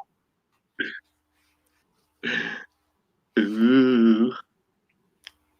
Yeah, like I was saying, this really don't know. Like, I don't think they're that are the grays, But you also don't think there's the end all be all intelligent. We're going to change your life for the better aliens either, do you? I mean, there might be, but there might be, there may not be. I don't. If they want to come and have a conversation with me, I'll have a conversation with them. We'll find this out. Realistically, I shouldn't even say because I never know what will happen. But you want to come and take me up to your ship? I'll love to see what your ship is like. Have you ever heard the stories of where they stick things? But okay, so be careful what you say. There. That's what I'm saying. Well, I mean, really, they might put a chip in me or something. I mean, whatever. You know what? Tell me what but my that's, mission you know is. what? Hey, What's my reward for doing your mission? Do I live a better life or something? That's fine. it's all for the coaster credit, right? You know, it's for credit for something. I mean, really, like I would what? say, if you get taken up, do you get Realistic. to count it your coaster credit? I don't know what it gets accounted for, but realistically, if you get taken up and deal with whatever they do with them, when you come back, you have a story. And number one, they're gonna think you're nuts. And help you out as they could. So you're just gonna get handouts because they think you're nuts, or That's you're gonna true. make a whole bunch of money by telling your story. That is true as well. Is this a lose? Is there a lose in this situation anywhere? Okay, maybe the pro, but Say, that's just 5 minutes of my time. well, Most of the people don't even maybe remember this. Yeah, but your Most luck. people don't remember this. But there are people that do. I'm like, hey, too. what? Well, I'll be like, hey, what you doing? What's that gonna do? Oh, okay. Can I look around your ship after we're done? Can I drive it?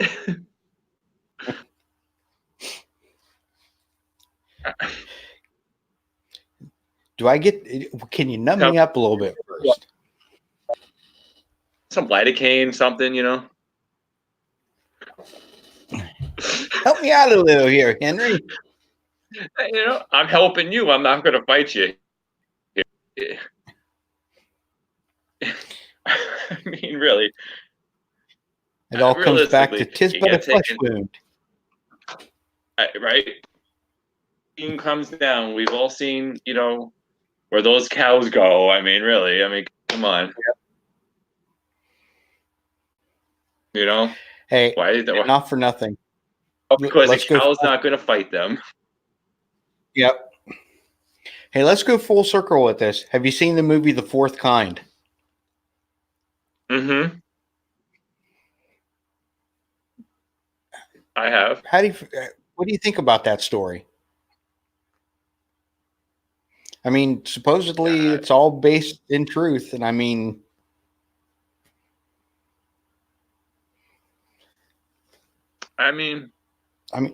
one of the children is still missing to this day. Yeah. It's a crazy story. I mean, realistically, it's just a crazy story. I mean, and in that movie, they do show some of the footage that was caught by the dash cam of the police car.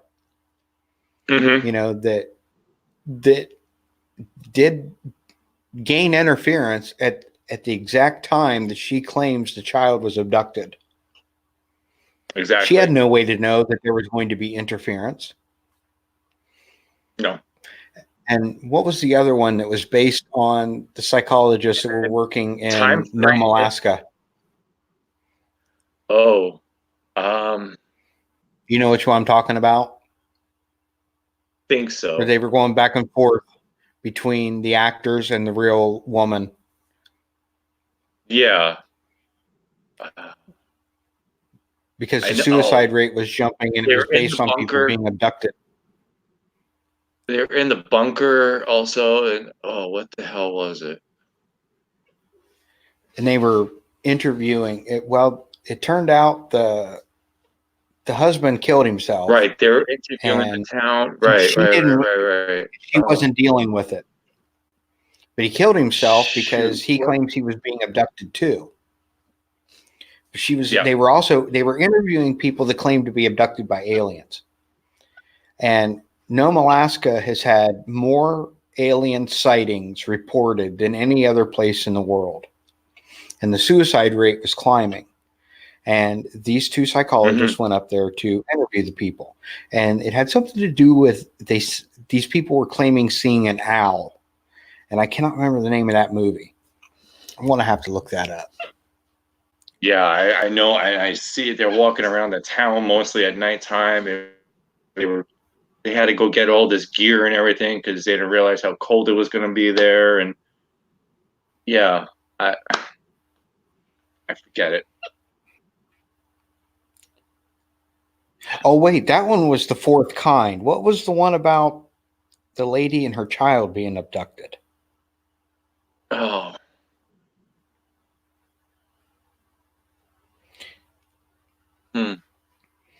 Yeah, see, I'll read here from The Fourth Kind. This is a disproportionate number of population in and around Nome have gone missing. Despite FBI investigations, the disappearance remain a mystery. Dr. Abigail Tyler, who was played by Mila Jovovich, a psychologist, may be on the verge of blowing the unsolved cases wide open. Man, but you know the movie I'm talking about with the woman and the abducted children. Yeah. Man, that's going to drive me nuts now. I was thinking that was The Fourth Kind. It's like the one alien story from recently that it kind of reminds me of that one where the guy, like every night, had aliens visiting him. Apparently. Oh wow. Yeah, like apparently they would like sneak creepy story too, where they would keep coming every day to check on him, type of thing, and nobody would believe him or his story. So he started going crazy, taking pictures of them. They would be like outside his window, and they'd be like, peeking in on him and everything, like through like the side. It'd be like like this, just like kind of peeking in on him and coming into his house and stuff, and like going into his fridge to see what was something about that story sounds. So he would, so he would set up. He set up webcam, like not web, surveillance cameras everywhere outside the house and everything. Like there was like bright lights outside the house one day. And he goes out. He's like, "I know you're here. Just leave me alone." Like basically committed him because everybody was like, it's a creepy story. They're like and then he like say he wakes up every once in a while. That they took him because there'll be like new things implanted under his and everything. And he literally dug one out and brought it to somebody like, "What is this?" And they were like, "We don't know. We've never seen this. It's not on of elements. We couldn't tell you what this is." So, and that's another thing that gets me, like, how many times they've pulled something out and they say, well, it's a foreign material. We can't account it to anything. How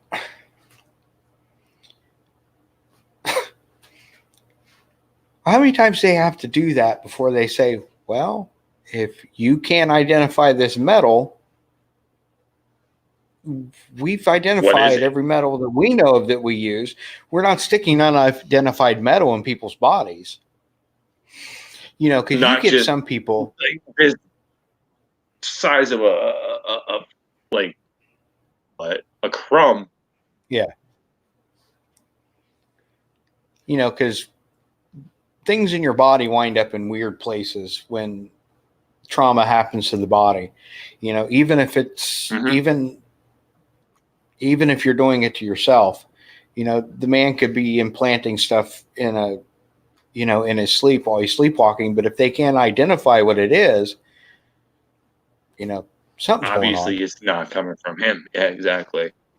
And he's taking pictures of it. Like there's no insert point or anything, no puncture, no nothing. So how is he inserting this himself when he's look what I have? It's here. When there's clearly no scarring or anything else. Where if you did that on your own, there would clearly be scarring or something. Well, it also makes you beg the question, how is something else inserting something within him without leaving a mark as well? Mm-hmm. You know, Exactly. if they are that advanced, why would they? What would they have to fear from us? If you're advanced enough that you can insert a foreign object into somebody's body without leaving a mark, what would you have to fear from showing yourself? That's the question I always think of. For them. Could be. You mean Hitchhiker's Guide to the Galaxy? So long. Thanks for all the fish. Yep. Another great book ruined by a movie, by the way. That was the greatest opening. Yeah. Yeah. I mean, they actually did a really good job with that movie, I thought. They did. They did. Just to this day, cannot sit there and watch the whole. Really? She's like, I can't. She's like, I can't take this movie. She's like, no, I'm done.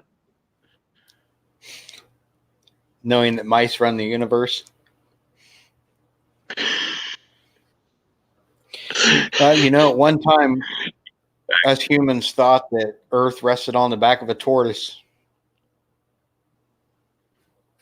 We've come a long way.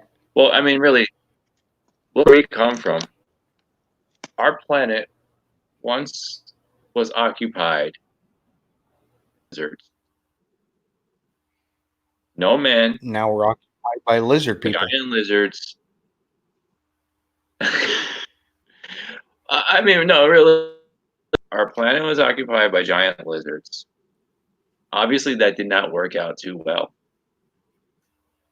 Something decided to say, yeah, we're going to send this firebolt to get rid of those lizards, not destroy the planet, by lizards. Yep. And then there were humans. But where did the humans come from?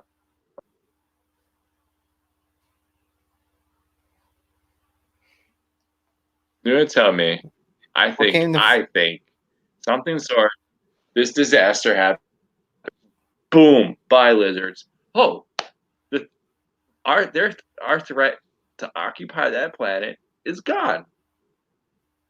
We don't like where we're at. Let's go and occupy it. So, nuclear bomb? But Death Star. Just not full power. But realistically, think about it. Earth was an Alderaan with the dinosaurs. We just didn't use full power. I'm so glad that you just said that because it just clicked. Yep, exactly. The planet, maybe whoever came here was evicted from their planet or had enough of their planet, and they came here and said, rule is nobody talks Zyklon or whatever they're coming from ever. You got it. So the original settlers never told their kids, so you don't tell your kids. Nobody else ever knew. Oh, they're coming for me tonight. I'm telling you right now. They're coming for me tonight. Tony, if you never hear from me again, you know it took me home. Maybe they did. They know you figured it out. I figured it out. Never heard anybody ever say that theory before. No. And I really believe this now. So they may pick you up first, and I may wake up going, Danny, what happened? Remember what we talked about? Yeah. They'll be like, hey, guys, your great grandparents were told not to talk about this. They'll be like, rule number 1, don't talk about the Death Star. Remember, there'll be some alien that looks like young Brad Pitt. Holding a bar of soap. holding a bar of soap with the planet here. Oh, You don't like Fight Club, we're in for it. Oh, I love that movie. Love that movie. Rule number one. Just the end of it is crazy. Just how it turned out. I've seen it a million times. I've still never seen the end of it. Same thing with the Really? movie Seven. Same thing with Seven. I've never seen the end of it. Seven was insane. Never seen the end of it. So you don't even Something know how it always comes up. No, every time I watch it, something comes up, and I always miss probably the last 20 minutes. And it's been years since I've watched either of them. So you don't know the end of either one? No. I'll have to sit down and watch them. Oh, man. All right. So Seven and Fight Club. I got to watch that this week. And we got to bring that up next week then. Yeah, I'll have to find them and watch them. Yeah. Yes. The ends are crazy. If you haven't watched it, I don't want to say it to you, but it's crazy.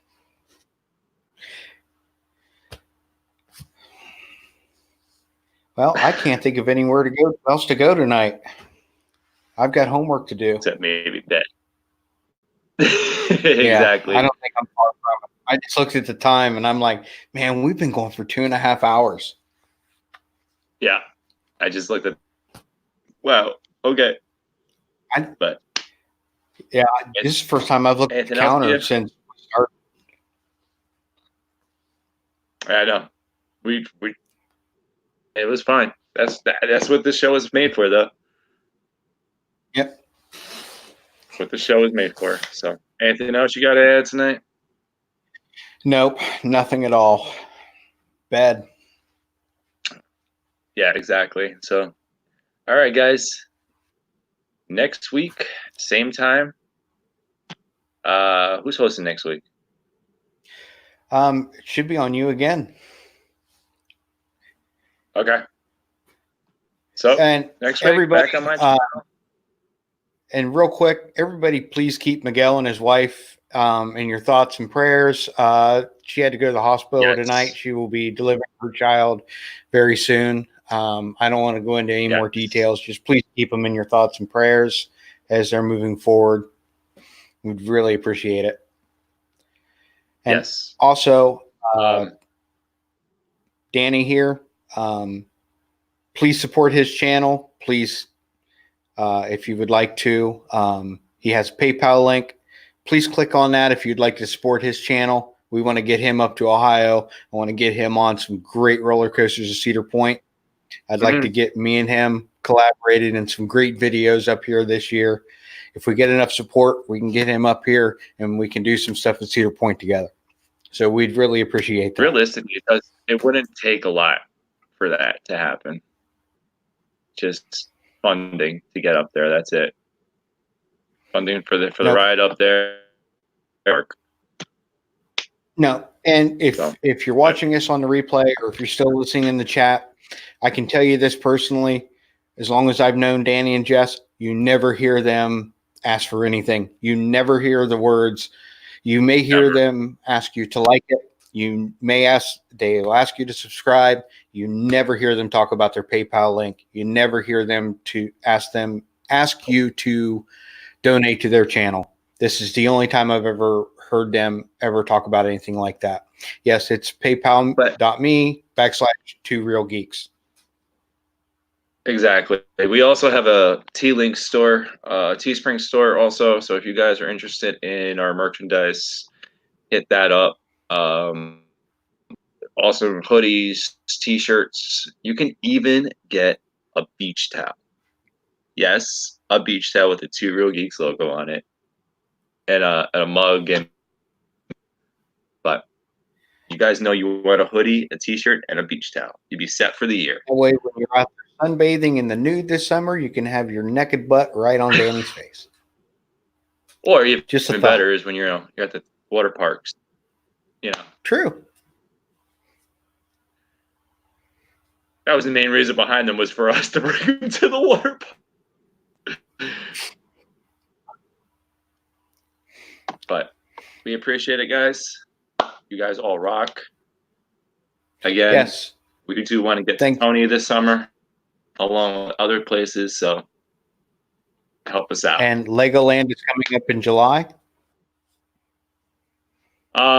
And they are opening in July, but we're July. We're aiming for. You're not opening later on. No, I'm not looking for opening. I'm looking more for maybe late September, early October-ish, maybe, so we can get up there and still have good weather, but also do great adventures for Fright Fest, maybe New England for Fright Fest, things like that. So trying to get more of a fall, be able to make Halloween trip. You'll be chugging into Ohio at the same time for the Halloween stuff too. Did Ohio and yeah, exactly, and well, we could probably work it out that way. Yeah, Cedar Point, go on Route 80, go right on out. Yeah, 80 will take you through Easton and can hit the Northeast Extension. Right through Pennsylvania to Jersey. Exactly. Yep. Or you could hit the Northeast Extension and go up into New York that way. It all depends on how you want to go. 80 is a horrible road, though. No, it is. I'd rather have my nails removed by pliers. To 95. So, yeah, I might actually just do, if this becomes possible, we may do one up to Ohio and back, since it's only 8 hours for me, compared to go 8 hours up and then 12 across. Yeah. Well, from I'll say from where I'm at to New York's only about 6.5. It depends on how you go, though. Okay.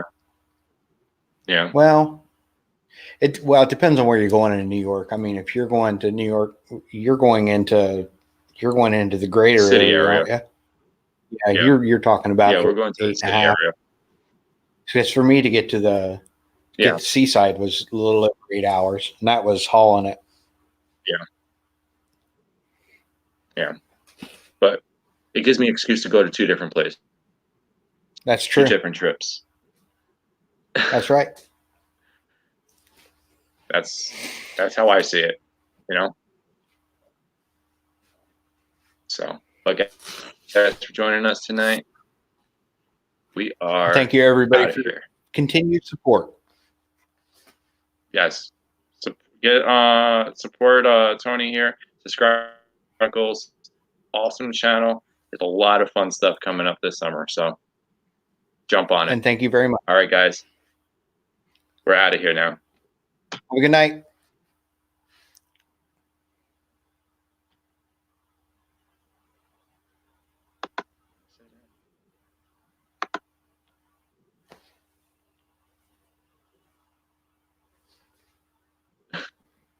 If it would click. We're still here, guys.